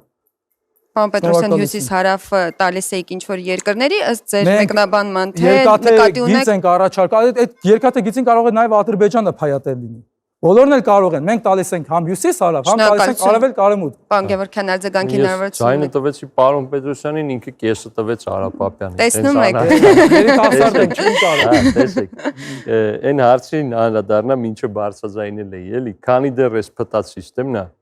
ոչ թե պետությունն է ասելու մեր անելիքը, ու մենք հստակ իմանալու ենք ոնց որ ձեր ասած Շվեյցարիայում վաղը եթե պատերազմը սկսավ ինչ ենք անելու, այլ ընկերներով այդ կասկաներն ենք ճարելու բրոնիկները, դեպ ես նվեր եմ բերել, որ ընկերս անցած անգամ ասում էր տուրնիկ է, դա տուրնիկը չի էլի։ Դա բանա, որից 100-ավոր զոհեր են էլ չունենալու պատճառով։ Դա նվեր եմ տալու։ Այս կապելու ձևն եք սովորեցնեք հուսով եմ։ Ուրեմն ձեզ չեմ տա, մարդու կտամ, որ չունի։ Երկրորդ հարցում եք ուզում ել։ Երկար մտածելուց հասկացա, որ մենակ պարոն Գյորգիսյանին կարող եմ տամ, որովհետև միայն ինքն է խորհրդարանում եղել ու իրենց ուժը, իրենց չէ, եթե սխալվում եմ, կարամ հարցը փոխեմ։ Իրենց ուժի ժամանակ ընդունվել այդ անվտանգության, ազգային անվտանգության ռազմավարության դոկտրինը 20 թվականին։ Դուք մինչև 21 ներսում եք եղել, եթե չեմ սխալվում, պլյուս մի երկար ժամանակ է ձեր համար մեկը դեսպան աշխատել։ Երբ որ տոտալ խախտվել է այդ դոկտրինը, ինչ եք կարողացել անել, ինչ եք կարողանալու հետո անել, ու այս հարցը էլի ձեզ էլ է, մտածեք, դուք ինչ եք կարողանալու անել, եթե նոր սուպեր վարչապետը ոնց ուզի վարվի այդ դոկտրինի հետ։ Դոկտրինը երբ ներկայացվել է, դա նշեմ, որ կառավարության մենաշնորհներ ազգային ժողովը այդտեղ դեր չուներ, բայց մենք առաջարկել ենք նախնական տարբերակը քննարկելուց հետո բազմաթիվ առաջարկներ ենք ներկայացրել, որոնք մերժվել են։ Եվ քանի որ մենք ունենք սուպերվարչապետական համակարգ, որը մենք ազգային ժողովում առաջարկում ենք փոխել, բազմաթիվ ծրագրեր ենք ունեցել այդ թվում, ընդդիմադիր ֆրակցիաների լիազորությունները բարձրացնել, ազգային ժողովի կանոնակարգ օրենքը փոփոխել, հավասարակշռությունների մեխանիզմները բարձրացնել։ Բայց այդ ամեն ինչը ցավոք սրտի գործող սահմանադրությունը թույլ չտվեց եւ գործող իշխանությունն էլ զգալով այսպես մենաշնորհային կառավարության հրաշքները որևէ կերպ համագործակցության չէր պատրաստվում գնալ։ Այս սահմանադրությամբ դժվար է լինել ընդդիմություն, դժվար է ինչ-որ բաներ անել, բայց մենք օգտագործել ենք օրենքով սահմանված ամեն կետ։ Եթե Հայաստանի Հանրապետության ազգային ժողովի պատմությունը նայեք, Լուսավոր Հայաստանը ամենաշատ նախագծեր ներկայացրած խմբակցությունն է, Լուսավոր Հայաստանը ամենաշատ ազգային ժողովի տված լծակները օգտագործած խմբակցությունն է, եւ լսումներ են կազմակերպել եւ վերահսկիչ քննիչ հանձնաժողովներ ենք ստեղծել, առաջարկում ենք նաեւ պարիտետային հանձնաժողով ստեղծել 44-օրյա պատերազմի հետ կապված, որը մերժվեց եւ ցավոք սրտի այդպես էլ ամեն ինչ մնաց չբացահայտված 16 թվականի քառօրյա պատերազմի մասին ես հատուկ կարծիք եմ թողել, որը հույս ունեմ երբևէ կկարողանաք ծանոթանալ ազգային ժողովում հայտնվելով։ Մի խոսքով, հնարավորությունները քիչ են եղել, բայց մենք ամեն ինչ արել ենք մեր հնարավորությունների եւ ազգային ժողովի կանոնակարգ ու սահմանադրությամբ մեզ ընձեռված հնարավորություններով։ Մենք ունենք նաեւ ժամանակին պատրաստված մեր ազգային անվտանգության հայեցակարգը, որը կազմել ենք հիմնվելով եւ Շվեյցարիայի եւ Իսրայելի եւ մի շարք այլ Ամերիկայի Միացյալ Նահանգների այդ թվում փորձի վրա հուսով եմ կկարողանանք մի օր դա կյանքի կոչել։ Շատ շնորհակալություն ազնիվ պատասխանի կարող եք արձագանքել, պարոն Գևորգյան։ Դարձավ, որ ինչքան էլ ջանք դրել ենք, ոչինչ չի ստացվել։ Դա սպառնում նաև շատ փոփոխություններ ստացվել են։ Ոչ մի բան չի ստացվել այդ մասով 100%-ով չի կատարվել անվտանգության այդ գրածը ու ոչինչ ոչ մեկ չի կարացել անի, ստիպված գնացել եք մի քիչ դեսպան աշխատելու, դա չեք կարացել անել։ Պարոն Գևորգյան, իսկ նկատեցիք, որ պարոն Գորգիսյանը հղում էր անում սահմանադրությունը եւ ասում էր, այս սահմանադրությամբ հնարավոր չէ։ Եվ ընտրական օրենսգրքին հղում չէր անում։ Բայց իմ ժամանակից մի քիչ որ հետ տակ բան կանեմ։ Այս կանոններով շարունակելու դեպքում էսենց տեքստերը ասվելու նորից ես էլ կարամ իմը ասեմ ինչ էլ ես ոտանավոր եմ գրել ապրած ցավերից բայց որը չի օգնել փոփոխություններին այդ վիճակում եք լինելու թե դուք թե ես շատ կներեք մեր ազգային ժողովում եղած ժամանակ միջազգային կապերով մենք թույլ չենք տվել որպեսզի Բաքվում հայ ռազմագերիները քայլեն ստորացված դա մենք կարողացել ենք անել հալալա դա մի ասեք որ ոչինչ չենք արել մենք բավականին շատ բան կարողացել ենք անել այն ինչ հնարավոր է կապը որ այդ գծից չանցնի այդ ինչ կապ ունի ստե Արցախը չկա շնորհակալություն բայց ես չարձագանքեցի այտենց է ինձ հաշեղեցիք չարձագանքեցի քանի դեռ մենք այս համակարգին բոլորով ժողովրդով այդ թվում ուժերով ու ձեզ ընտրողներով դեմ չենք գնալու ու ճեղքման չենք գնալու ձեզնից մեկը հայտնվելու է այս ուժի դերում որպես ընդդիմություն մոտավոր նույն պատասխանն է տալու, ինչը ցավալի է, շատ ցավալի է, բայց ցավալին հեչ, արունով, հողով, ճակատագրերով ենք պատասխանելու, էլի դրա համար պետք է ընտրել բոլորին դեմ քվեաթերթիկ 2։ Շատ լավ, պարոն Գևորգյան, պարոն Պապյան, ինչ հարցեր ունեք։ Եվում։ բոլորին դեմին ես հարց ունեմ, ձեր հիմնական 3 դրույթները ստեցան վերաբերում են ընտրական օրենսգրքի մեջ փոփոխությունների։ Ենթադրենք դրան կարողացաք իրականացնել, որը շատ հարցականի տակ է, գիտեք, որտեղ դուք ենթադրում եք, չգիտեք ինչի, պիտի առաջի 2 ուժերը ձեզ ընտրեն։ Ենթադրենք այդպես։ Ենթադրենք այդ 3 փոփոխությունները տեղի ունեցան։ Իջավ շեմը եւ այլն։ Հիմա այդ սուպեր վարչապետությանը դա ինչպես է կանխելու ընտրական միայն օրենսգրքի մեջ փոփոխությունները, երբ որ ըստ էության համակարգը պիտի փոխվի, այսինքն պիտի գործադիր օրենսդիրը չբխեն իրարից, այլ հակակշռեն։ Ասեմ ձեզ, ինչպես է կանխելու։ Դա այն մինիմալ քայլերն է, որը կարա շանս տա բեկում մտցնելու։ Դա փրկության ծրագիրը չի, ինչպես բոլորը ունեք, որ այ հեսա մենք կընտրվենք ու պլտ։ Տենց բան բոլորը չեն ասում, պարոն փոփոխությունն է։ Լավ, բացի ձեզնից։ Հիմքի փոփոխությունն է։ Հիմքի փոփոխությունից հետո 3 փոքր փոփոխություն չի փոփոխություն։ Բայց դուք հարց եք տվել, բդի ես ասեմ։ Հիմքը փոփոխելուց հետո որ լինի ընտրություն, օրինակ այսօր նույն ԿՊ-ի վարչական ռեսուրսը բացառելուց հետո որ լինի ընտրություն, մի ուժ չի դառնալու 52 հավաքող։ Ստիպված են լինելու։ Դե կտենանք։ Ստիպված են լինելու ներսում իրար այդ լեզու գտնեն ու ստեղծեն այնց կանոն, որ հետո հետ չվերադառնան այս վիճակի։ Էսի ճեղքման փորձ է, էսի երաշխավորված փրկության ծրագիր չի, նաև այդ փրկիչներին մենք մեր Spider-Man-ով ենք ծաղրում։ Մի քայլանի ելք էս վիճակից չկա, բայց միակ տարբերակը ճեղքում ունենալու ստանալ մի հատ այնպիսի խորհրդարան, որտեղ մի ուժ չի հաղթե եւ վերջ, որովհետեւ եթե ԿՊ-ն ձեր ասածով 52 չհավաքի, երկրորդ փուլով է ինչ որ մեկը հավաքելու, որտեղ մեծագայթակղությունը էս Մուսոլինիի սահմանադրությամբ անենց անել երկրորդ փուլով 52-ը հավաքել ու ինչ ուզել որոշել։ Այդ դրա ճեղքում եթե կկարողանանք անել բոլորին դեմեմով, հետո ստիպված նույն մարդկանցով, բայց արդեն վարկ փոխած ներսում, կխոսանք այնպիսի հիմքեր կդնենք, ավելի խորը, շատ ավելի, որտեղ ձեր կարիքն է կլինի, ձեր կարիքն է կլինի, ձերը ու այդ հարցերում կարակ լիքը բան ինձ խորհուրդ տաք։ Իսկ վարքի փոփոխությամբ ծրագրերի քաղաքական ուժերի վարքի փոփոխությամբ նրանց ծրագրերի հեքիաթ լինելը ինչպես է փոխվելու։ Բովանդակային փոփոխության դա ինչպես է բերել։ Ինչպես է փոխվում։ Հարցնում եմ, որ ասեք, պարոն Գևորգյան։ Հենց այնպես, ինչպես հայ չաշխատող մարդը արտագաղթում է ու սկսում է 12 ժամ աշխատել։ Իրանց միտքն էլ է փոխվելու, ծրագիրն է, վարկն է, ամեն ինչն է։ Այս կանոնին, այս տեսակի մարդիկ են։ Շնորհակալություն, պարոն Գևորգյան։ Այն տեսակի։ Շնորհակալություն։ Պարոն Պապյան, ինչ եք ցանկանում ավելացնել, ասել։ Հետևյալն է, ես չեմ պատկերացնում 4% անցումային շեմի 1%-ին իջացնելը ինչպես է վարքի վրա ազդելու կամ բան։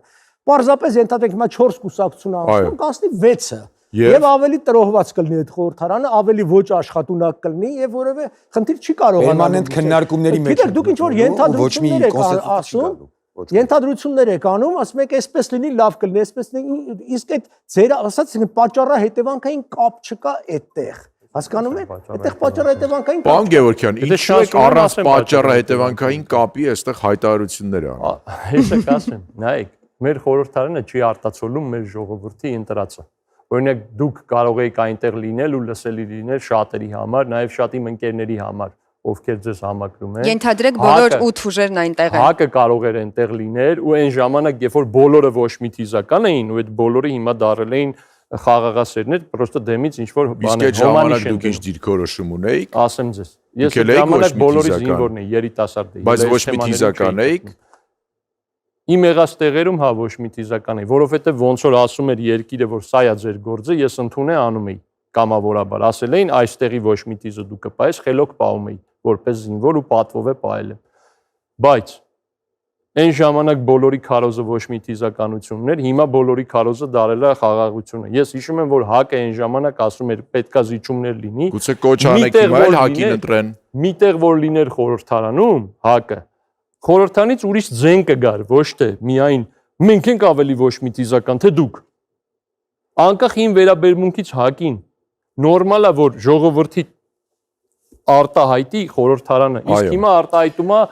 ԿՊ-ին ու եղած ընդդիմությանը, որը ոչ մեկ ձեր ընտրողին չի արտահայտում։ Շնորհակալություն, պարոն Գևորգյան։ Պարոն Պապյան, երկրորդ հարցում եք ուզում ուղղել։ Չեք կարող պարոն Գևորգյանին։ Հասկանալի է։ ՀԱԿ-ի ներկայացուցիչին դուք նշեցիք, որ Հայաստանը բոլորի հետ պիտի լավ լինի, չեզոքություն պիտի հաստատի եւ այլն եւ այլն։ Եվ բերեցիք Շվեյցարիայի օրինակը։ Հիմա երկրի չեզոքությունը ցանկության վրա չի խարսխում։ Երկրի չեզոք աշխարհակաղակական կոնսենսուսի վրա, Շվեյցարիան այդպես է ձևավորվել։ Հիմա հարց, երբ որ Հայաստանը ոչ թե շահերի համադրման, այլ շահերի բախման կիզակետ է, եւ դա մեզանից չի կախված, դա դուք ո՞նց եք հավասարապես չեզոքություն պահպանելու, լավ լինելու եւ Ռուսաստանի հետ, եւ Միացյալ Նահանգների հետ, եւ Իրանի եւ մյուսների հետ, երբ որ կրկնում եմ, մենք իրականացել ենք ժամանակին կոմպլիմենտար քաղաքականություն, այն ժամանակ, քանի որ կար Արևմուտք Ռուսաստան որոշակի շահերի համընկնում, դա հնարավոր էր։ Հիմա ըստ էության պատերազմի մեջ են Ուկրաինայի տարածքում, Իրանի տարածքում։ Ոնց եք դա իրականացնելու։ Ցանկությունից դուրս։ Տեսեք, մենք մեր տարածքում ենք անում։ Ամերիկան լինի, Ռուսաստան լինի, ոչ մեկ իրավունք չունի Հայաստանի տարածքում թելադրի թե ինքը ինչ անի։ Կարող է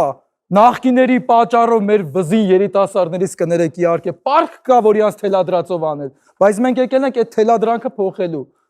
Եթե Ամերիկան ասում է, հոբ, եղբայր, ես ինչ ես անում, BRICS ես տալի Ռուսաստանին, դու էլ գնում ես Պուտինի մոտ, ասում ես արի ինձի տեր կանի, Ամերիկանը էս բան է ասում։ Այսինքն դու քո 4 ընկերներին, որ իրար են ուտում, դու չես կարող մտցնես քո օջախում հաց կերակրես բարիշացնես։ Պարոն Պետրոսյան, երբ ասում եք Ռուսաստանին, ասենք, արի մեզ տեր կանգնի, չի հակասում ձեր նախորդ ասածին։ Չէ, միտքը նրանում է, եթե Ամերիկան ասի մեզի, մենք ձեզի երաշխավորով ենք կայնում, թրիփ ենք տալիս։ Դուք եք BRICS բերում պայմանականունով BRICS։ Եք Ռուսաստանին, Իրանին, Չինաստանին առաջարկում այլ ընտրանքային ճանապարհ Հայաստանի տարածքում։ Մեր տարածքն ինչ ուզում ենք անում ենք։ Կուզենք աշխարհի գերտերության Չինաստանի հետ կհամագործակցենք, կուզենք Ռուսաստանի հետ կհամագործակցենք, կուզենք Ամերիկայի հետ կհամագործակցենք։ Իսկ նույն կարծիքին եք նաև հակառակ ուղղությամբ։ Ես երկուսի կողմն էլ համակարծիք եմ երկուսի հետ։ Մենք բոլոր պետությունների հետ պետք է պահենք նեյտրալ, մեր շահերից բխող եւ իրանց շահերը հարգող, բայց միաժամանակ Հայաստանի սուվերեն տարածքը պահվող գաղափար։ Պարոն Պետրոսյան, բայց դուք նոր հղում կատարեցիք նախկիններին, Հայաստանի առաջին նախագահ Լևոն Տեր-Պետրոսյանի օրոք էր, որ այդ հավասարակշռությունը խախտվեց, մենք Ռուսաստանի հետ կնքեցինք ռազմաքաղաքական պայմանագիր, այստեղ ռուսական բազան հայտնվեց, երկրորդ նախագահի օրոք այդ ներկայությունը ընդլայնվեց, երրորդ նախագահի օրոք մենք ունեցանք քառօրյա պատերազմ։ Պատասխանեմ։ Այո։ 1998 թվականից հետո Լևոն Տեր-Պետրոսյանի հրաժարականից հետո 42300 կիլոմետր տարածք, 42000 քառակուսի տարածք Հայաստանը տվել է նախկիներին, գալիք իշխանություններին մինչև 2020 թվականի նոյեմբերը։ Ես որպես ու տվել է բուֆերային գոտիներ, որոնք պետք է հանձնվեր խաղաղություն կգվեր։ Ուր այն տարածքները։ Ես երիտասարդ տղա 97 թվականի, ուր այն տարածքները։ Իմ հարցը դրան չէր վերաբերում։ Ես հեսա դրանել եմ անդրադառնում։ Լևոն Տեր-Պետրոսյանի ժամանակ հիմա քաղաքացիական պայմանագիրը ասում է մենք ամենաշատ զենքն ենք մտցրել։ 90 առաջի սեպտեմբերի 21-ից մինչև նախագահի հրաժարականը Հայաստանի Հանրապետությունը ամենաշատ զենքն է մտել, որը կիրառվել է։ Պատերազմական շրջանը էլ է։ Ամերիկան հետաքրքրված չի ել է Հայաստանով տարածաշրջանով միջև Ադրբեջանի նավթի լուծումը։ Նավթի խնդիրի լուծումը։ Հետևաբար Ռուսաստանն էր մեզանով հետաքրքրված, պետք է Ռուսաստանի միջնորդությամբ այդ ամեն ինչը արվեր։ Բայց Ղարաբաղի հարցի լուծումից հետո, եթե լուծվեր մեր ուզածով, այսինքն պատերազմ թե խաղաղություն հոդվածով լուծումը գնար, մենք նաև այդ Ղարաբաղյան պատերազմական սպառնալիքից ու Ռուսաստանի կարելի ասել թե ազդեցությունից դուրս կգայինք այդ խնդրով։ Բայց ըստ այդ հոդվածի Հայաստանը 42000 քառակուսի կիլոմետր տարածք ուներ։ Մնալու էր այնքան, մնալու էր այն ինչի համար մենք պայքարել ենք, որ ազգային Արցախի ժողովրդի տարածքը, ոչ 7 շրջանները, ոչ Աղդամը, ոչ Քարվաճառը։ Շնորհակալություն։ Շնորհակալություն, պարոն Պապյան, ցանկանում եք արձագանքել։ Հա, ես մի համառոտ արձագանք, տեսեք, Հայաստանը անգամ պաշտոնական հայտ չի ներկայացել Եվրոմիության անդամակցելու, որպես վերացական գաղափար հնչեցել Նիկոլ Փաշինյանը մի քանի իր հարցազրույցներում։ Բայց արդեն մենք տեսնում ենք Ռուսաստանի կոշտ կոպիտ արձագանքը, որը իմ կարծիքով շատ ավելի կոշտանալու է այս հետագա ամիսների ընթացքում։ Հիմա իհարկե ցանկալի է, ես էլ կուզեի, որ ոնց որ ասած բոլորը հարգեին մեր իրավունքները եւ մենք կարողանանք չեզոքություն պահել։ Այդպես չի աշխատում, հատկապես հիմիկվա աշխատում։ Գուցե 20 տարի առաջ Տեր-Պետրոսյանի ժամանակ ասեմ ավելի հեշտ էր։ Այն ժամանակ նորից եմ կրկնում, կար արևմուտք կարևոր որոշակի համերաշխություն։ Այսօր հակադրություն է։ Հակադիր աշխարհում բոլորը մեզանից պահանջելու են ընդհակառակը։ Կամ ինձ հետ ես, կամ ինձ թշնամի ես։ չեն ընդունելու այդ տարբերակը, որ ասես եւ սրա հետ եմ լավ եւ իմիջիալոս Նիկոլ Փաշինյան դա ուզում է խաղարկի, բայց փորձառու աղվեսը 2 ոտով է թակարդել։ Շնորհակալություն, պարոն Գորգիսյան, դուք ինչ հարցեր ունեք։ Շնորհակալություն։ Առաջի հարցս պարոն Պաունյանին կհղեմ։ Եթե չեմ սխալվում, պարոն Թաթյանը Պետրոս Ղազարյանի եթերում ասաց, որ դուք կստորագրեք իշխանության գալ դեպքում նախաստորագրված խաղաղության պայմանագիրը։ Դա ինձ ճիշտ ասած զարմացրեց, որտեղ խաղաղության պայմանագիրը նախաստորագրված ունի մի քանի թերություն, առաջին հերթին այդտեղ չկա քարտեզ, որով պիտի իրականացվի սահմանազատումը եւ որով Ադրբեջանը ճանաչում է մեզ։ Այդտեղ չկա որևէ երաշխավորի ինստիտուտի մասին որևէ խոսք, որը վեճերը հետևաբար ցանկացած վեճի լուծում բերում է ռազմական բախման եւ այդտեղ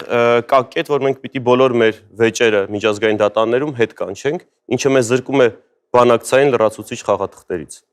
Ինչու եք պատրաստվում այդ փաստաթղթը։ Պարզապես հեռուստադիտողների համար հիշեցնենք, որ այդ կետը երկու կողմին է վերաբերում։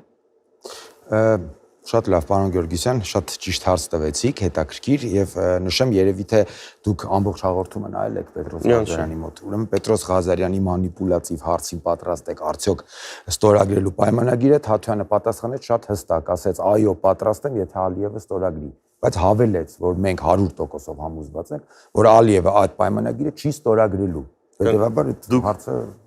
Չէ, բայց դուք ձեր գործողությունը, ձեր քայլերը պայմանավորում եք Ալիևի որոշմամբ։ Ոչ, մենք ասում ենք, որ Ալիևը այդ պայմանագիրը չի ստորագրելու, որովհետև այդ պայմանագրի ստորագրումը չի բխում Ադրբեջանի շահերից։ Հետևաբար Պետրոսի այդ մանիպուլյատիվ հարցին Թաթյանը պատասխան տվեց հետևյալ կերպ, որ կստորագրեմ Ալիևի ստորագրելուց հետո։ Դա փաստ է, որ Ալիևը չի ստորագրելու։ Հետևաբար այդ ամբողջ տրամաբանությունը ձեր ասած արդեն չի աշխատում, էլի պարոն Գեորգիսյան։ Պարոն Պարոնյան, ես ճիշտ հասկացա, որ դուք նոր հայտարարեցիք, որ Նիկոլ Փաշինյանը Հայաստանի պարտությունից հետո կարողացել է Ալիևին առաջարկել պարտադրել այնպիսի նախագիծ, որը չի բխում Ադրբեջանի շահերից, հետևաբար բխում է Հայաստանի շահերից։ Ոչ, ստորագրումը չի բխում։ Ստորագրումը այն պայմանագրի, որի Եթե պայմանագիրը բխում է Ադրբեջանի շահերից, ինչու՞ չպետք է Ալիևը ստորագրի։ Նայեք, մենք ինչ ենք ասում, մենք թրիփին կողմ ենք, բայց ի տարբերություն իշխանությունների եւ որոշ իշխանական սատելիտների, թրիփին կողմ ենք, բայց կան խնդիրներ։ Այդ խնդիրների լուծման դեպքում ամենակարևոր առաջնային խնդիրը Հայաստանի տարածքների դեօկուպացիան։ Հիմա եթե Հայաստանի տարածքների դեօկուպացիա տեղի չի ունենում, ստացվում է, որ Հայաստանը թրիփ նախագծով ոչինչ չի շահում։ Հասկանում եմ, բայց խնդրում եմ իմ հարցին պատասխանել։ Եթե այդ պայմանագիրը չի բխում Ադրբեջանի շահերից, ինչու՞ պետք է Ալիևը Նիկոլ Փաշինյանի կառավարման ընթացքում չի լինելու Հայաստանի տարածքների դեօկուպացիա, հետեւաբար թրիփ նախագիծը իրականանալու է այն տեսքով, որը որ հիմա կա այդ նախաստորագրման մեջ, հոգուտ Ադրբեջանին։ Պարոն Գորգիսյան, դուք ցանկանում եք արձագանքել։ Ես ուղղակի մեր դիրքորոշումը հստակ հնչեցնեմ, որ այս նախաստորագրված պայմանագիրը չի կարելի ստորագրել, քանի դեռ այնտեղ կցված չի քարտեզ, որով Ադրբեջանը ճանաչում է Հայաստանի տարածքային ամբողջականությունը, քանի դեռ չկա երաշխավորների ինստիտուտ, որովհետև ցանկացած վեճ ի վերջո բերելու է Ռուսաստանի երաշխավոր։ Մենք առաջարկել ենք ԵԱՀԿ Մինսկի խմբի համանախագահությունը, մինչև դա լուծարեց պարոն Փաշինյանը, համաձայնվեց։ Մենք առաջարկում ենք հիմա գործող մեխանիզմներից, նման որ ձայն չհանեցին 23 թվականին։ Դա մեխանիզմ է, որը կարող ենք օգտագործել։ Հիմիկվա առաջարկը կարող է լինել ՄԱԿ-ի բանաձև, որի պարագայում ՄԱԿ-ը կլինի այդ փաստաթղթի երաշխավորը։ Դուք ունեք երկրորդ հարց։ Ես ունեմ հարց պարոն Գորգիսյանին։ Շատ կարճ եթե կարելի է։ Պարոն Գորգիսյան, երբ ասում եք քարտեզ պիտի կցված լինի, որ քարտեզը նկատի ունեք, այն պարոն Պետրոսյանը հիշատակում է 42000 քառակուսի կիլոմետր, պարոն Պապյանը ավելի մեծ քարտեզի կողմնակից է, որ միջազգային իրավունքով չի ասում մերնա։ Նայեք, քանի դեռ բուֆերային նեյտրալ գոտիները, որը փոխանակումն են։ Եթե թույլ կտաք, քանի դեռ չկա համաձայնեցված քարտեզ,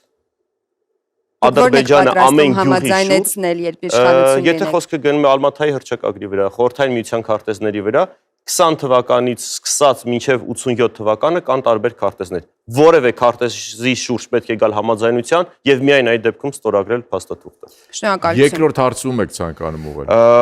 Պարոն Գևորգյանին դեմ եմ ես լսելով ձեզ հիշում եմ ինձ իրականում տենց 7-8 դասանում, երբ նոր սկսում էի ուսումնասիրել ֆիզիկան եւ ամեն նոր գլուխ անցնելուց մտածում էի, որ հեսա մեծ բացահայտումներ եմ անում, հետո հաջորդ գլուխները սովորելուց հասկանում էի, որ այդ բացահայտումները արդեն արել են։ Չէ, ինձնից բավական առաջ։ Ձեր առաջարկների մեծ մասը, եթե ոչ 90%-ը, Լուսավոր Հայաստանը ժամանակին բարձրաձայնել է, երբ որ սահմանադրության բարեփոխումների հանձնաժողով էր ստեղծվել, այնտեղ մենք այդ ամեն ինչը ներկայացել ենք, արդյոք դուք քաղաքականություն մտնելուց առաջ ծանոթացել եք ընդհանրապես քաղաքական դաշտում ինչ առաջարկներ կան։ Պարոն Գևորգյան, լուսավոր Հայաստանի առաջարկներին չէ copy paste արել եւ այստեղ հայտարարություններ։ Իմիջիայլոց Եվրամիության անդամակցության հարցն էլ իշխանությունն է կարծես ձեր ծրագրից Մենք վերցրել։ Եվրամիության անդամակցություն չենք առաջարկում, մենք ասում ենք, որ դա անիրատեսական է, բայց պիտի Ներողություն, եվրոպական մոդելը բերենք այստեղ, կներեք։ Խնդրեմ, դուք ունեք 2 րոպե։ Եմ սիրում, պարոն Գեորգիսյան։ Երբ որ ես էլ իմ համար ֆիզիկայի սովորում, այն հույսով, որ ձերպես մարդիկ քաղաքականությունը անում են, ես ծրագրավորող լինեմ, կամավոր լինեմ, այդ իմ գործը լավ անեմ, էլի։ Պարզվեց հաշվարկները սխալ են դուս եկել։ Անընդհատ պակասում ենք, ինձ գցում են, ընդ ինչ որ կոստյումավոր ապերներ ու ջաջաներ բաներ են որոշում, որոնք ուղիղ կպնում են իմ ու իմ ընկերների ճակատագրերին, տենց ասեցի երևի պետքա իմպեսների հետ գամ կպնեմ այս ամեն ինչին։ Այդ ձեր բոլոր առաջարկների, ջանքերի, ձեր փաթեթով բոլորի ջանքի արդյունքն է բոլորին դեմը, որ եկել է ասի ճեղքեմ, որովհետև որ հաթաթ բոլորիդ լսում ես, այնց վեհ մտքեր եք ասել, որ այո, ես պետքա այդամ հələ 9-րդ դասարանի ֆիզիկան սովորեմ 10 նոր գամ հասնեմ դրան։ Բայց ձեր վեհ մտքերի արդյունքում է, որ մենք ապրում ենք այս Հայաստանում, բոլոր երբևէ խորհրդարանում եղածների։ Դրանից առաջացել է պատմական մի հատ բան, որ մարդիկ բռնես արկել են բոլորին դեմեմ կուսակցություն։ Միայն այդ է պատճառը։ Ես կուզեի շարունակել իմ սիրած բաները անեմ, ովքեր ինձ գիտեն ոնց են սիրում իմ արածները։ Կյանքում ամեն ինչ իդեալական ունեմ ու հավեսա ու Հայաստանին ամեն օր ծառայում։ Մնա այդ դիրքում եւ վերջ չգայի այստեղ։ Այնը դուք եք զբաղվում քաղաքականությամբ ստիպված են։ Դրա համար է պետք բոլորին դեմեմ։ Խնդրեմ, պարոն Գորգիսյան, դուք կարծես դժգոհ եք պարոն Գևորգյանի պատասխանից։ Ես կարծում եմ, որ ցանկացած պարագայում, երբ լուրջ գործով սկսում են զբաղվել գործից չհասկացող մարդիկ, խնդիրներ են առաջանում։ Մենք որպես անհատներ, հա, եթե պիտի գնանք ատամնաբուժի մոտ, հա այդտեղ հարցնում ենք, թե ով փորձ ունի գնանք։ Սովորական մեքենան սարքելու տանել այդպես ենք անում, բայց չգիտես ինչու մտածում ենք, որ քաղաքականությունը կարելի է այդպես մի օր վեր կանալ, առանց խորապես խնդիրները, համակարգերը,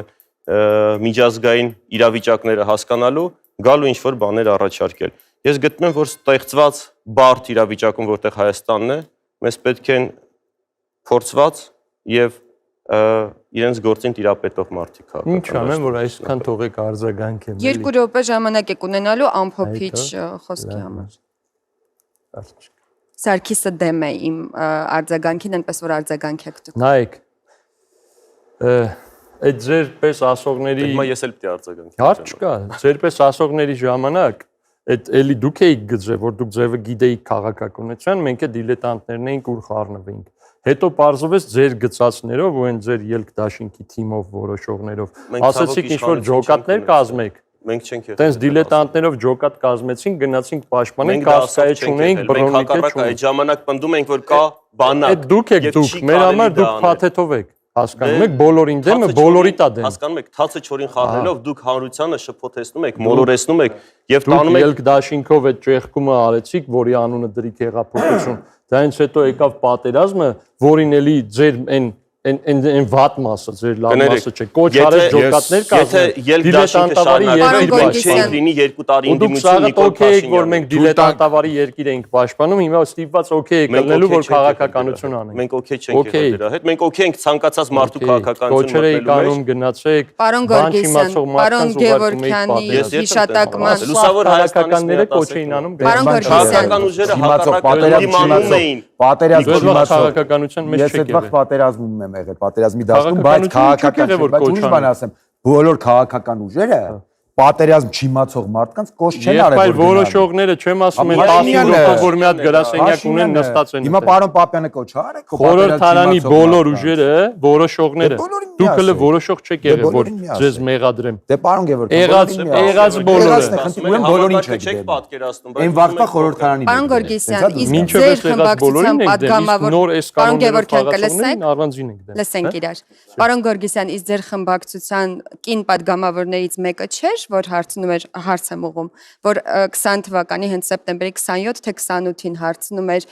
իսկ տարբերակ չկա, որ падգամավորներն էլ գնան նաև կին падգամավորները։ Դա նույնը չէր նշանակում, որ պետք է ջոկատներ կազմել եւ գնալ պատերազմ։ Падգամավորները իրենց գործը անում են եւ նույն մեր ձեր նշած կին կամավորական ջոկատների շրջանակներ։ Կամավորական ջոկատների մասին չէր խոսքը։ Խոսքը որևէ կերպ բանակին աջակցելու մասն էր եւ այդ փուլում մենք շատ ենք աջակցել, ուղղակի այդ մասին ես չէի։ Մարդիկ ովքեր ում հետ մենք աշխատել ենք եւ ում հետ մենք ճիշտ եմ հիշում, կին падգամավորը նաև հարցնում էր զենքի հնարավորություն, եթե կա կամավորական ջոկատի շրջանակներում իրենք էլ կգնան պատերազմ։ Դա հարցը միգուցե բարձրացել է, հիմա լավ չեմ հիշում, բայց ես ասեմ, որ միայն զենքով առաջնագծում լինելով չէ, որ պատերազմը հաղթում են։ Ի վերջո մենք պատերազմը տալիս ենք թղթի ստորագրումով։ Շնորհակալություն, պարոն Գալստյան։ Ես իմ հարցը կուզեի ուղղել պարոն Պապյանին։ Պարոն Պապյան, հաշվի առնելով, որ դուք կողմ եք Հայաստան-ԱՄՆ դաշնակցությանը եւ այս կոնտեքստում դուրս մղենք մեր ռազմական դաշնակից Ռուսաստան, ես ուղղակի կուզեի իմ հարցը հետեւյալն է։ ԱՄՆ-ն մեր երկու ռազմական հարևանների, որոնք մեր ռազմական վտանգ են սպառնում, իրենց նույն բլոկի մեջ է, հա, Թուրքիայի հետ, ՆԱՏՕ-ի բլոկի մեջ է։ Ինչպես եք դուք տեսնում այս հանգամանքը Հայաստանի համար։ Ուրեմն առաջինը մենք դուրս մղելու մասին չենք խոսացել, մենք միշտ ասել ենք եւ տարիներ շարունակ, որ Ռուսաստանը գնում է տարածաշրջանից, չի կարող թույլատրող կայսրությունը պահել իր ազդեցությունը նախկին գաղութների վրա։ Եվ մենք ասենք, եթե մենք չենք ուզում մնանք յաթաղանի բերանին, ուրեմն մենք պիտի գտնենք նոր անվտանգային համակարգեր։ Եվ աշխարհում քանի որ մի երկիր կա, որ կրկնակի զսպման քաղաքականություն կարող է իրականացնի, զսպելով եւ Թուրքիային եւ Ռուսաստանին, դա Միացյալ Նահանգներն է, այսինքն ունի կարողություն, մենք պիտի ջանքնենք, որ կարողությունը քաղաքական կամքի եւ քաղաքական գործունեության վերածվի։ Եվ այս դաշնակցային հարաբերությունները այդ ՆԱՏՕ-ի նմանը չի։ Մյուսը կնորից եմ կրկնում, խնդիրը գնում է Հայաստանի պաշտպանության մասին։ Չի նշանակում, որ դուք էլի ասում եք ՆԱՏՕ, նորից եմ կրկնում, մի խնդիր է լուծում, հոդված 5-րդ Թուրքիայի վրա հարձակում, էնել չհրահրված հարձակում, նշանակում հարձակում բոլորի վրա։ Մենք Թուրքիայի վրա հարձակվելու խնդիր չենք դնում, որևէ մեկը չի դնում այդ խնդիրը դնում։ Ընդհակառակը մենք ուզում ենք մեզ պաշտպանել Թուրքիայից եւ Ադրբեջանից, որտեղ Ռուսաստանը իրավարար վճռով նախատեսված տարածքները, որ հիմա Թուրքիայի մաս են, ինչպես են դառնալու Հայաստանի մաս առանց Թուրքիայի վրա հարձակվելու։ Ուրեմն առաջին իրավական ճանապարհով դա պիտի ամրագրվի, միջազգային դատարանը դիմում է նրա կանոնադրության 36-րդ հոդվածի 2-րդ մասով, որ եզրակացություն վերցնես փաստաթղթի վերաբերյալ եւ այն տարածքով, որով որ Թուրքիան ՆԱՏՕ-ի անդամ է դարձել, փոխվում է այդ տարածքով չի դարձել ՆԱՏՕ-ի անդամ։ Ընդհանրապես պատկերացումները սխալ են։ Թուրքիայի Ինչիրլիկ ռազմաբազան հենց այդտեղ է եղել, որովհետև նախապեսված էր Վանում եւ 46 թվին Ամնի State Department-ի գլխավոր իրավան եզրակացություն տվեց, որ դուք Վանում չեք կարող հիմնել ռազմաբազա, որովհետև դե յուրե Վանը չի պատկանում Թուրքիային։ Եվ առ այսօր Եվ առ այսօր Թուրքիայի սահմանները ԱՄՆ չի ճանաչել։ Ըստ այդ փաստաթղթի Վանը ում է պատկանում։ Ըստ այդ փաստաթղթի Վանը պատկանում է Հայաստանին,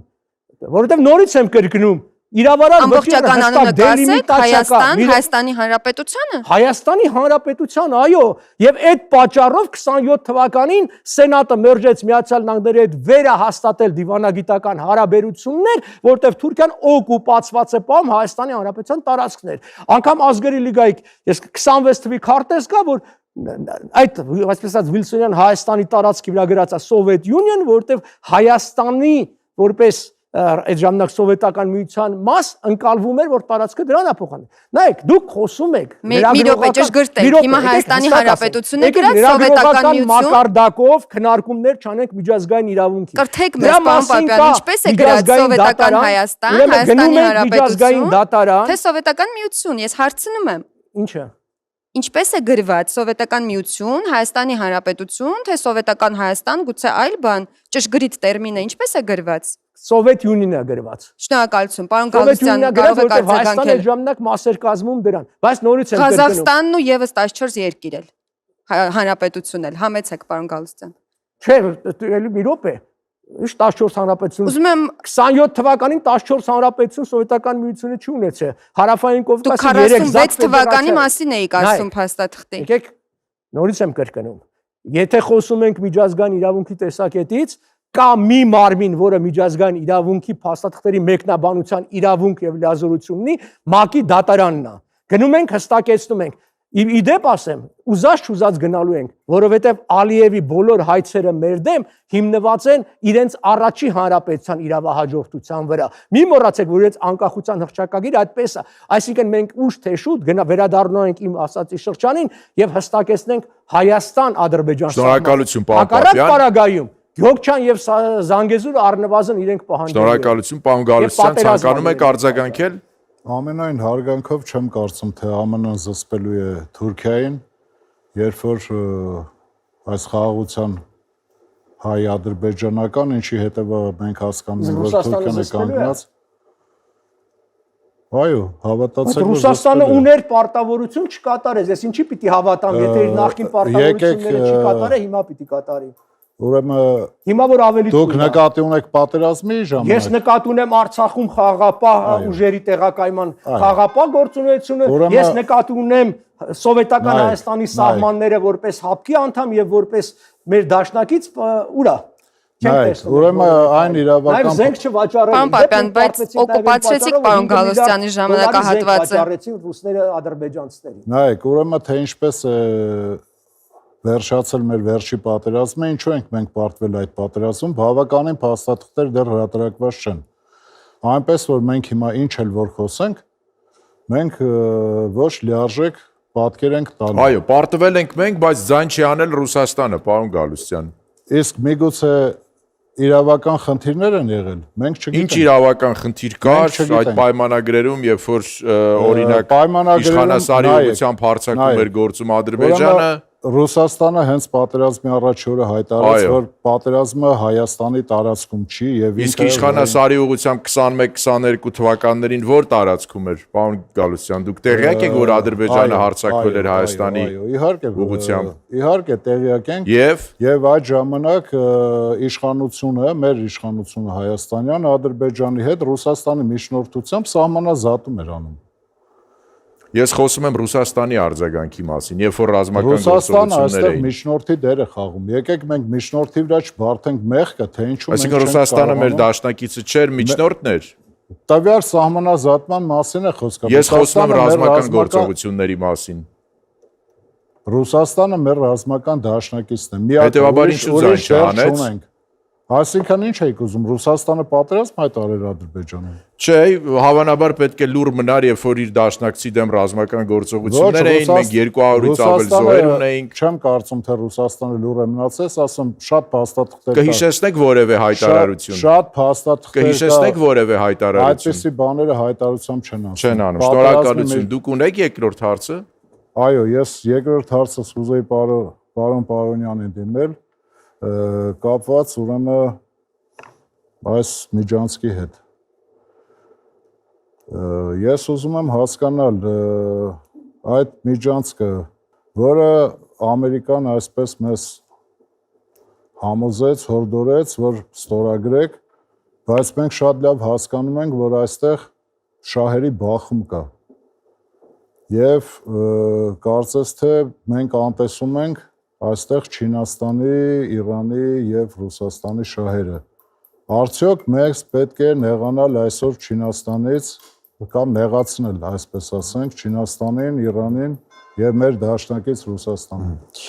Նախ պարոն Գալստյան, չեմ կարծում, որ միջազգային հարաբերություններում նեղացնել կամ նման տերմինոլոգիան պատեհա կա շահեր ու բնականաբար այո, Չինաստանի հետ Հայաստանի Հանրապետությունը իրավունք ունի ունենալ վատ հարաբերություններ, Ռուսաստանի հետ թշնամական հարաբերություններ եւս իրավունք ունի ունենալ, բայց դա չի նշանակում, որ Հայաստանը պետք է ստորադասի իր ազգային պետական շահը այլ պետություններին։ Հիմա ինչ վերաբերում է թրիփին, շատ կարճ երկու բառով բացատրեմ թրիփի բունեությունը։ Ուրեմն 2020 թվականի նոյեմբերի 9-ից հետո փաստացի խաղաղության երաշխավորությունը նոյեմբերի 9-ն էր։ Նոյեմբերի 9-ը հիմա չի գործում օբյեկտիվ եւ սուբյեկտիվ բազմաթիվ պատճառներից ելնելով։ Հիմա այս պահի դրությամբ միակ միջազգային այսպես ասած պայմանագիրը կամ հարթակը կամ ինչ-որ մի գործոնը, որը զսպում է Ադրբեջանի ներխուժումը, դա թրիփն է։ Հիմա մենք դրան կարանք վերաբերվենք լավ Կարանք վերաբերվենք վատ, նույն ձև կարանք վերաբերվենք նաև նոյեմբերի 9-ին, բայց փաստերը իրավիճակը հողի վրա դրանից չի փոխվում։ Հետևաբար, գիտեք ոնց ասել, որ դա հակասում է Ռուսաստանի շահերին կամ Չինաստանի շահերին, ես հստակ ասում եմ, Հայաստանը այսօր ունի շատ մեծ անվտանգային խնդիր։ Հայաստանը կախված է, այսպես ասած, Ադրբեջանի օկուպացիայի վտանգի առաջ են կանգնած, եւ թրիփը այս պահի դրությամբ միակ զսպող բանն է, որը զսպում է միջազգային առումով Ալիևի ախորժակը եւ ամբիցիաները։ Հիմա խոսալ, որ դա վնասա Չինաստանին, հիմա եթե թրիփն չլինի, նոյեմբերի 9-ը չի գործում։ Եվ Ռուսաստանն է, ոնց տեսնում ենք, իր դաշնակցային պարտավորվածությունները Հայաստանի Հանրապետության սուվերեն տարածքները պաշտպանելու չի կատարում, դուք ասեցիք թույլացած է։ Հիմա թրիփը չկա, նոյեմբերի 9-ը չի գործում, Ռուսաստանը մեզ չի պաշտպանում, ինչ եք առաջարկում, պարոն Գալստյան։ Սուղակի ձեր կարծիքն է Չէ, հիմա դե ես ես պատասխանեցի։ Արձագանք ունեք։ Չէ։ Աննա, մենք մոտեցանք երրորդ փուլին, այս փուլում հարգելի հյուրեր, դուք ունեք 2 րոպե ժամանակ, կարող եք ամփոփել ձեր խոսքը։ Տիկին Գևորգյանից կսկսենք, համեցեք 2 րոպե ժամանակ ունեք։ Այ դուք որ ասեցիք Ռուսաստանը իր պարտականությունները չի կատարել։ Տիկին Գևորգյան, միայն հիշեցնեմ, որ հարց ձևակերպելու հնարավորություն հիմա չկա 2 րոպե ամփոփիչ խոսքի համար։ Ամփոփիչ։ Քանի որ խոսքը գնում է անվտանգության եւ բանակի մասին, չէ, այսօրվա թեման դա էր, մեր կուսակցությունը նաև առաջարկել է, որ այս ամենը ոչ մեկ չառաջարկեց, որպեսզի այս իրավիճակից դուրս գանք, պետք է անցնենք կիսանախագահականի, որպեսզի անձը միանձնյա որոշումներ չկայացնի, ինքը իրեն կարողանաս վերահսկես։ Եվ որպեսզի դա լինի, կարողանանք այս իրավիճակից դուրս գանք եւ առաջին ունենանք հզոր բանակ, ասում եմ, կարևորը դա միանձնյա կիսանախագահական անցնելու վիճակն է լինելու, որպեսզի Հայաստանը այս վիճակից դուրս գա։ Բանակը հզորացնենք, կարողանանք մենք մեր հարաբերությունները մարտական այդ ուղղությունները, որպեսզի լավ լինի, մեր հարաբերությունները շտկենք մեր ռազմավարական դաշնակիցների հետ, որը դա Ռուսաստանն է եւ Իրանն է, եւ դիվանագիտական մեր ճանապարհները բացենք, որպեսզի բոլոր այս տվյալ իշխանությունը բոլոր այդ ճանապարհները խզել է։ Ինքը ինչ ուզում է որոշում է, միայնքն է որոշեց, Արցախը հանձնեց, ոչ մեկ ընդ որում ազգային ժողովում ձայն չբարձրացրեց, որ ինչպես հանձնեցիք, ոչ մեկ չբարձրացրեց, ոչ մի դիմադիր ուժ մանդատները վայր չդրեց հանձնելուց հետո, որ կարային նաև մանդատները վայր դնեին, ոչ մեկ չբարձրաձայնեց այն հարցը հապկին արդյոք դիմել ես թե չէ, իսկ եթե դիմել ես որ կետերով ես դիմել հապկին, ոչ մեկ այդ հարցը չբարձրաձայնեց, ընդ որում մեր առաջնորդը գեներալ-մայոր Արշակ Կարապետյանը արդեն իսկ հրապարակում է այն հարցերը, այն փաստաթղթերը, որով վարչապետը այսպես ասած խաբել է ժողովրդին այսքան ժամանակ, որ ինքը դիմել է եւ Ռուսաստանը իրեն չի օգնել։ Տիկին Գևորգյան, շնորհակալություն։ Մեր մասնակիցներին եւս մեկ անգամ հիշեցնենք, որ այս փուլում Սարգիս ամփոփիչ խոսքի ժամանակ չենք ընդհատում իրար հարցեր չենք տալիս։ Սա գուցե վատ նորություն է, բայց լավ նորությունն այն է, որ ես ու Սարգիսն էլ չենք ընդհատում, հավելյալ հարցեր չենք տալիս, 2 րոպեն լիարժեք ձեզն է։ Համեցեք Տիկին Արամյան։ Գիտեք, կարևորագույն խնդիրը պետության համար, ով իրեն արդեն իսկ վաղուց սահմանադրությամբ հռչակել է որպես ժողովրդավարական, իրավական եւ սոցիալական, ունի խնդիրներ լուծելու։ Մենք դաշտում խոսելու ընթացքում չենք պատկերացնում, թե ինչպիսի խնդիրներ կան հենց ժողովրդի տարբեր խմբերի խոցելի վիճակում հայտնված մարդկանց շրջանում եւ մեր համար կարևորագույնը հենց հավասարության, չեմ կարող ասել անգամ վերականգնում, այլ հաստատումն է։ Այն, ինչ մեզ ամենաշատն է գլորել եւ այս իրավիճակին հասցրել, բացարձակապես ամբողջությամբ բարոյալքված հասարակության պաշտպանություն չունեցող, ներքին արտաքին վտանգներին դիմակայելու ուժ չունեցող մարդկանց միմիայն հավասարության ի սկզբանե բացակայությունն է եւ ամբողջական խեղաթյուրումն է ժողովրդավարական այն արժեքների, որոնց կերողը մենք պարտավոր ենք հանդիսանալ, որոնց որպես քաղաքակրթություն մենք օրինակ ենք ծառայել այլոց եւ այսօր բացարձակ չենք տիրապետում իրավիճակին եւ պետք է գտնենք այն ուժը, այն եռանդը, որ պայքարենք առաջին հերթին իհարկե ազգային ժողովի ամբիոնից եւ առաջին հերթին օրինաստեղծ գործողություններով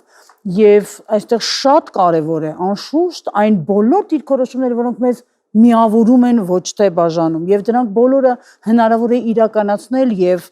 դրա արդյունքում մենք պետք է շատ մեծ մարտահրավերների դիմակայենք հասարակային անվտանգության դաշնակիցների փնտրտուքից միջև ներքին համերաշխություն եւ ուստի միանշանակ կոչ եմ անում ընտրել ոչ միայն մեզ համար 5-ին, այլ նաեւ ուղղակի գնալ եւ քվեարկել, որովհետեւ սա կարեւոր իրավունք է, որը ժողովրդավարական երկրում պետք է յուրաքանչյուր քաղաքացի որպես պարտականություն ընկալի։ Շնորհակալություն Տիկին Արամյան, պարոն Պետրոսյան, խնդրեմ։ Շատ ցավալի էր, որ այս բանավեճի ընթացքում որևիցե մեծևիչ ձայն չբարձրացվեց մեր զինվորների ժամկետային 2 տարի 6 ամս ծառայող զինվորների մասին։ Բանակը մեծ խնդիրներ ունի։ 2025 թվականի օգոստոսից մինչև այսօր 15-ից 20 զինծառայող ինքնասպանություն կամ սպանություն եղել։ Բանակում կրիմինալ գաղափարները չի վերացվել։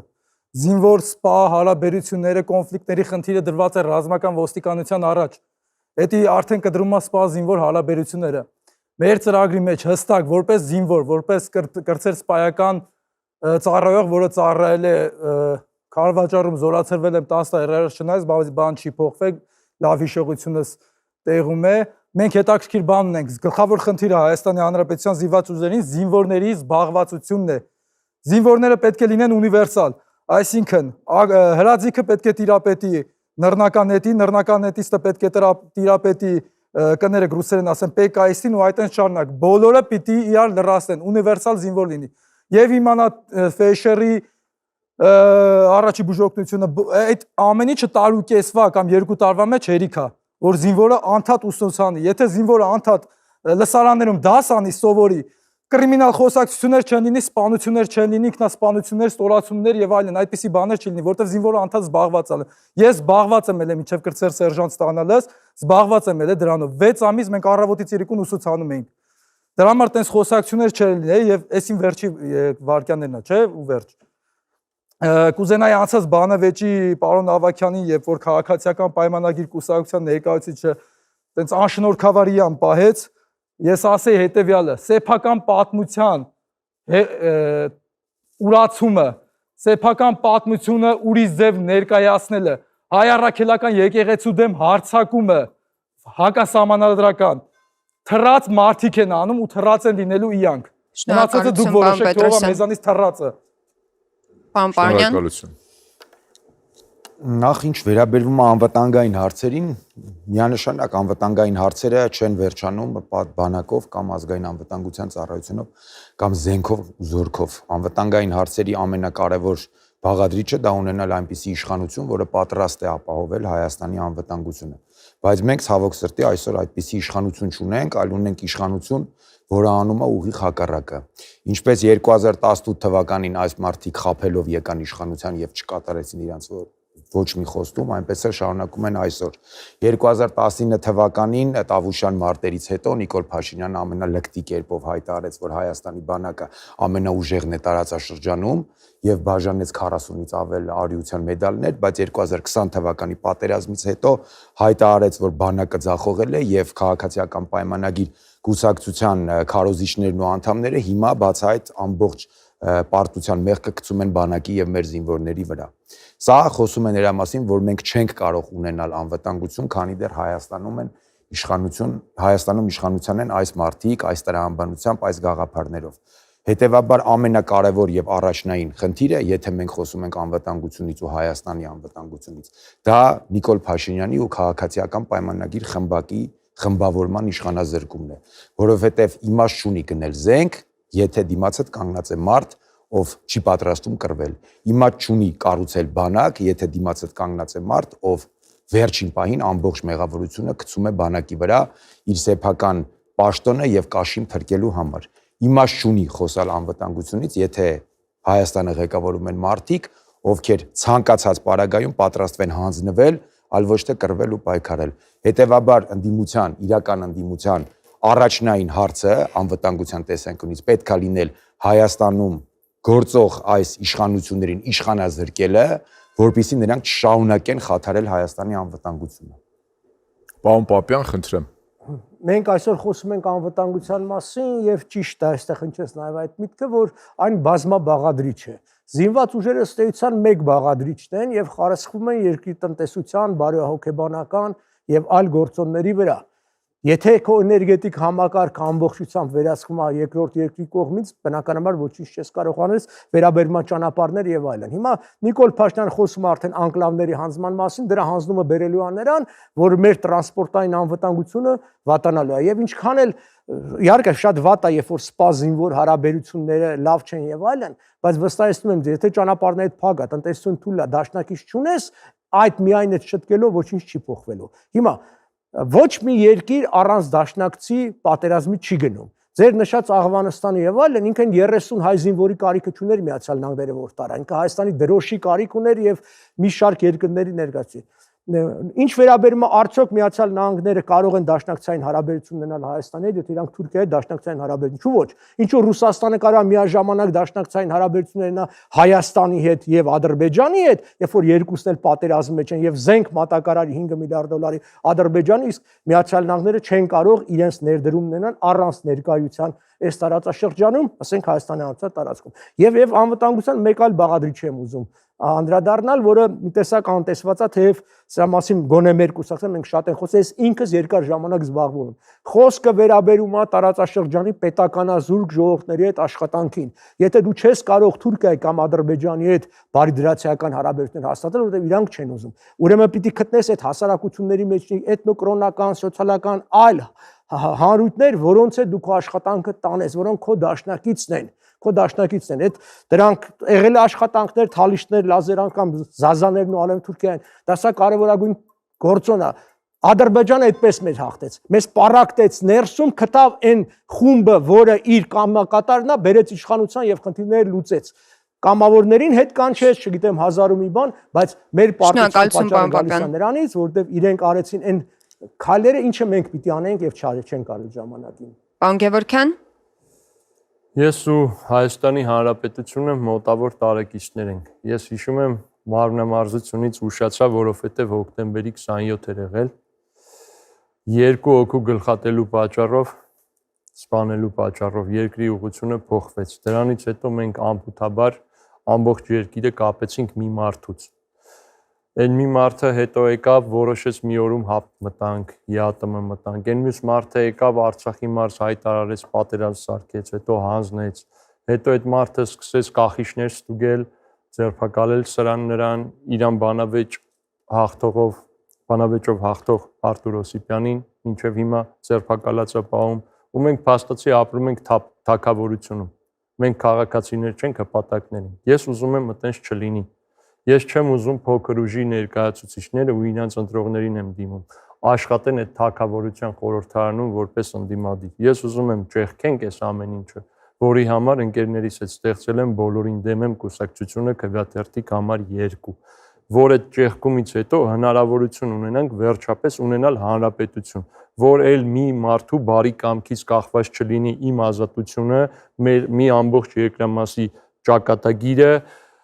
ֆիսկուլ զալի կախիչները ու այն ամենալուրջ հարցերը ու դրանք քննարկվեն հենց այդ նույն օրը։ Ճեղքումը անհրաժեշտ հայ ժողովրդին ու այդ ճեղքման լուծումը 100 օր անհրաժեշտ բոլորին դեմեմին որ տա։ Քվեաթերթիկ համար 2-ով թե չկողմնորոշվածները, թե փոքր ուժերի ընտրողները կարող են գալ ու միասին այդ ամենը անենք, որպեսզի խորհրդարանը արտացոլի մեր ընտրածը, ոչ թե այն ինչ որ հիմա է։ Ու եթե չեղավ ճեղքումը լինելու է այն ինչ հիմա է։ Մեր պես բազում մարդկանց 100,000-ավոր ու ձեր ընտրողների ներսում ոչ մեկ չի արտացոլելու։ Ու մենք էլի այս վիճակին ենք լինելու։ Ընտրեք համար 2։ Պարոն Գալստյան, խնդրեմ։ Ուրեմն մեր նախընտրական կետերից ամենաառաջինը անվտանգության հայեցակարգի ստեղծումն է։ Սա հիմքն է, որով մենք տեսնում ենք պետության հետագա զարգացումը։ Գործընկերներս ճիշտ նշեցին, անվտանգությունը դա միայն բանակը չէ։ Դա նաև տնտեսությունն է, նաև արտաքին քաղաքականությունը եւ մի շարք այլ բաղադրիչներ։ Հիմա տեսեք, մենք նաև առաջարկել ենք տնտեսության մեջ պետության դերի մեծացումը։ Պետությունը պետք է բոլոր ստրատեգիական օբյեկտներում ունենա իր ներգրավվածությունը, Դրանք չպետք է լինեն օտար կապիտալի տակ կամ նույնիսկ մասնավոր կապիտալի տակ։ Պետությունը պետք է ունենա դրա կոնտրոլ պակետը։ Բացի դրանից մենք առաջարկում ենք, որպեսզի երկիրը չգնա տարբեր ցնցումների, ինչպես էլի նորից բոլորս ենք հասկանում, կախված է լինում ղեկավարությունից, մեկ հոգուց, դրա համար մենք առաջարկել ենք մի շարք փոփոխություններ մտցնել ընտրական օրենսգրքում։ Օրինակ, վարչապետին ընտրել 1 ժամկետով։ Սա չի նշանակում բնավ, որ կուսակցությունը չի կարող երկրորդ անգամ մեծամասնություն կազմել եւ ընտրել վարչապետ, բայց նույն անձը պետք է երկրորդ անգամ չլինի վարչապետ։ Եվ վարչապետի պաշտոնին հավակնող անձը պետք է համապատասխանի շատ խիստ պահանջների։ Պետք է ունենա առնվազն բարձրագույն կրթություն, պետք է, եթե տղամարդը ծառայած լինի Հայաստանի բանակում, եւ պետք է պետական համակարգում միջինից բարձր օղակում բավականին երկար պաշտոնավարած լինի։ Այսինքն անփորձ մարդուն չի կարելի բերել տալ երկրի ղեկը եւ ասել կառավարի։ Նո մեծ են մեր ակնկալիքները, դրա համար հայցում ենք մեր ժողովրդի քվեն, թիվ 1 ռեֆորմիստներ։ Պարոն Գորգիսյան, խնդրեմ։ Շնորհակալություն։ Սիրելի հայրենակիցներ, այս ընտրությունները սովորական ընտրություններ չեն, որովհետև ստեղծված իրավիճակում մենք շատ բարդ ընտրությունների առաջ ենք կանգնելու եւ այն խորհրդարանը, որը մենք ունենալու ենք, ստիպված է լինելու որոշել։ Այն խաղաղության պայմանագիրը, որ Նիկոլ Փաշինյանը նախաստորագրել է, արդյոք այդպես մնալու է թե ոչ։ Մենք արդյոք Ալիևի պահանջով փոխելու ենք սահմանադրությունը։ Մենք արդյոք որևէ հիմք չունեցող անկլավներ ենք հանձնելու Ադրբեջանին եւ հետո թույլ տանք, որ այդտեղ նրանք բնակեցնեն իրենց ադրբեջանցիներով։ Արդյոք շարունակվելու է եկեղեցու դեմ պայքարը եւ ուրացումը ցեղասպանության եւ այն բոլոր արժեքների, որոնք մեզ դարձնում են հայ եւ մեր պետությունը դարձնում են այնինչ ունենք։ Եվ այս բոլորին դիմակայելու համար պետք է որ խորհրդարանում լինեն ուժեր, որոնք գիտեն ինչպես է պետք աշխատել խորհրդարանում։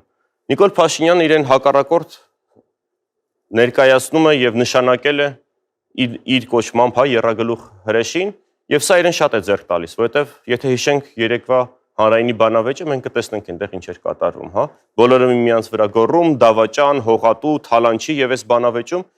որևէ կերպ քաղաքական միտք չի հնչելու։ Եվ որpիսի դա չլինի, պետք է որ լուսավոր Հայաստանի պես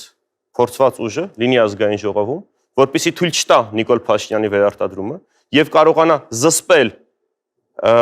մյուս ընդդիմադիր ուժերի ախորժակը եւ հասնել կոնսենսուսի, նշանակել կոնսենսուսային վարչապետ եւ երկիրը տանել կառուցողական եւ զարգացման ճանապարհով։ Եթե մենք ունենում ենք կոնսենսուսային վարչապետ, նա հաշվետու է լինում ոչ միայն իր կուսակցությանը կամ ոչ մեկին, նա հաշվետու է լինում բոլոր ուժերին, ովքեր նրա նշանակել են վարչապետ եւ ունենում է լրացուցիչ անվտանգային բարձիկ դիմագրավելու, դիմակայելու այն բոլոր ճնշումներին, որ արտաքին աշխարհում լինելու են նրա դեմ։ Կոչ եմ անում ամսի 7-ին անպայման գնալ ընտրատեղամաս եւ ընտրել թիվ 19 Լուսավոր Հայաստան։ Շնորհակալություն, պարոն Գորգիսյան, հարգելի ունկնդիրներ, մենք այսօր ավարտեցինք բուն բանավեճը, վաղը շարունակելու ենք երեկոյան ժամը 8-ին։ Բուն TV-ի եթերում դիտեք, սպասեք մեր նոր թողարկումներին։ Դիտեք, հետևեք մեզ, մեկնաբանեք, գրեք ձեր կարծիքը, հարցերը, քննադատեք մեզ, կհանդիպենք վաղը։ Հաջողություն։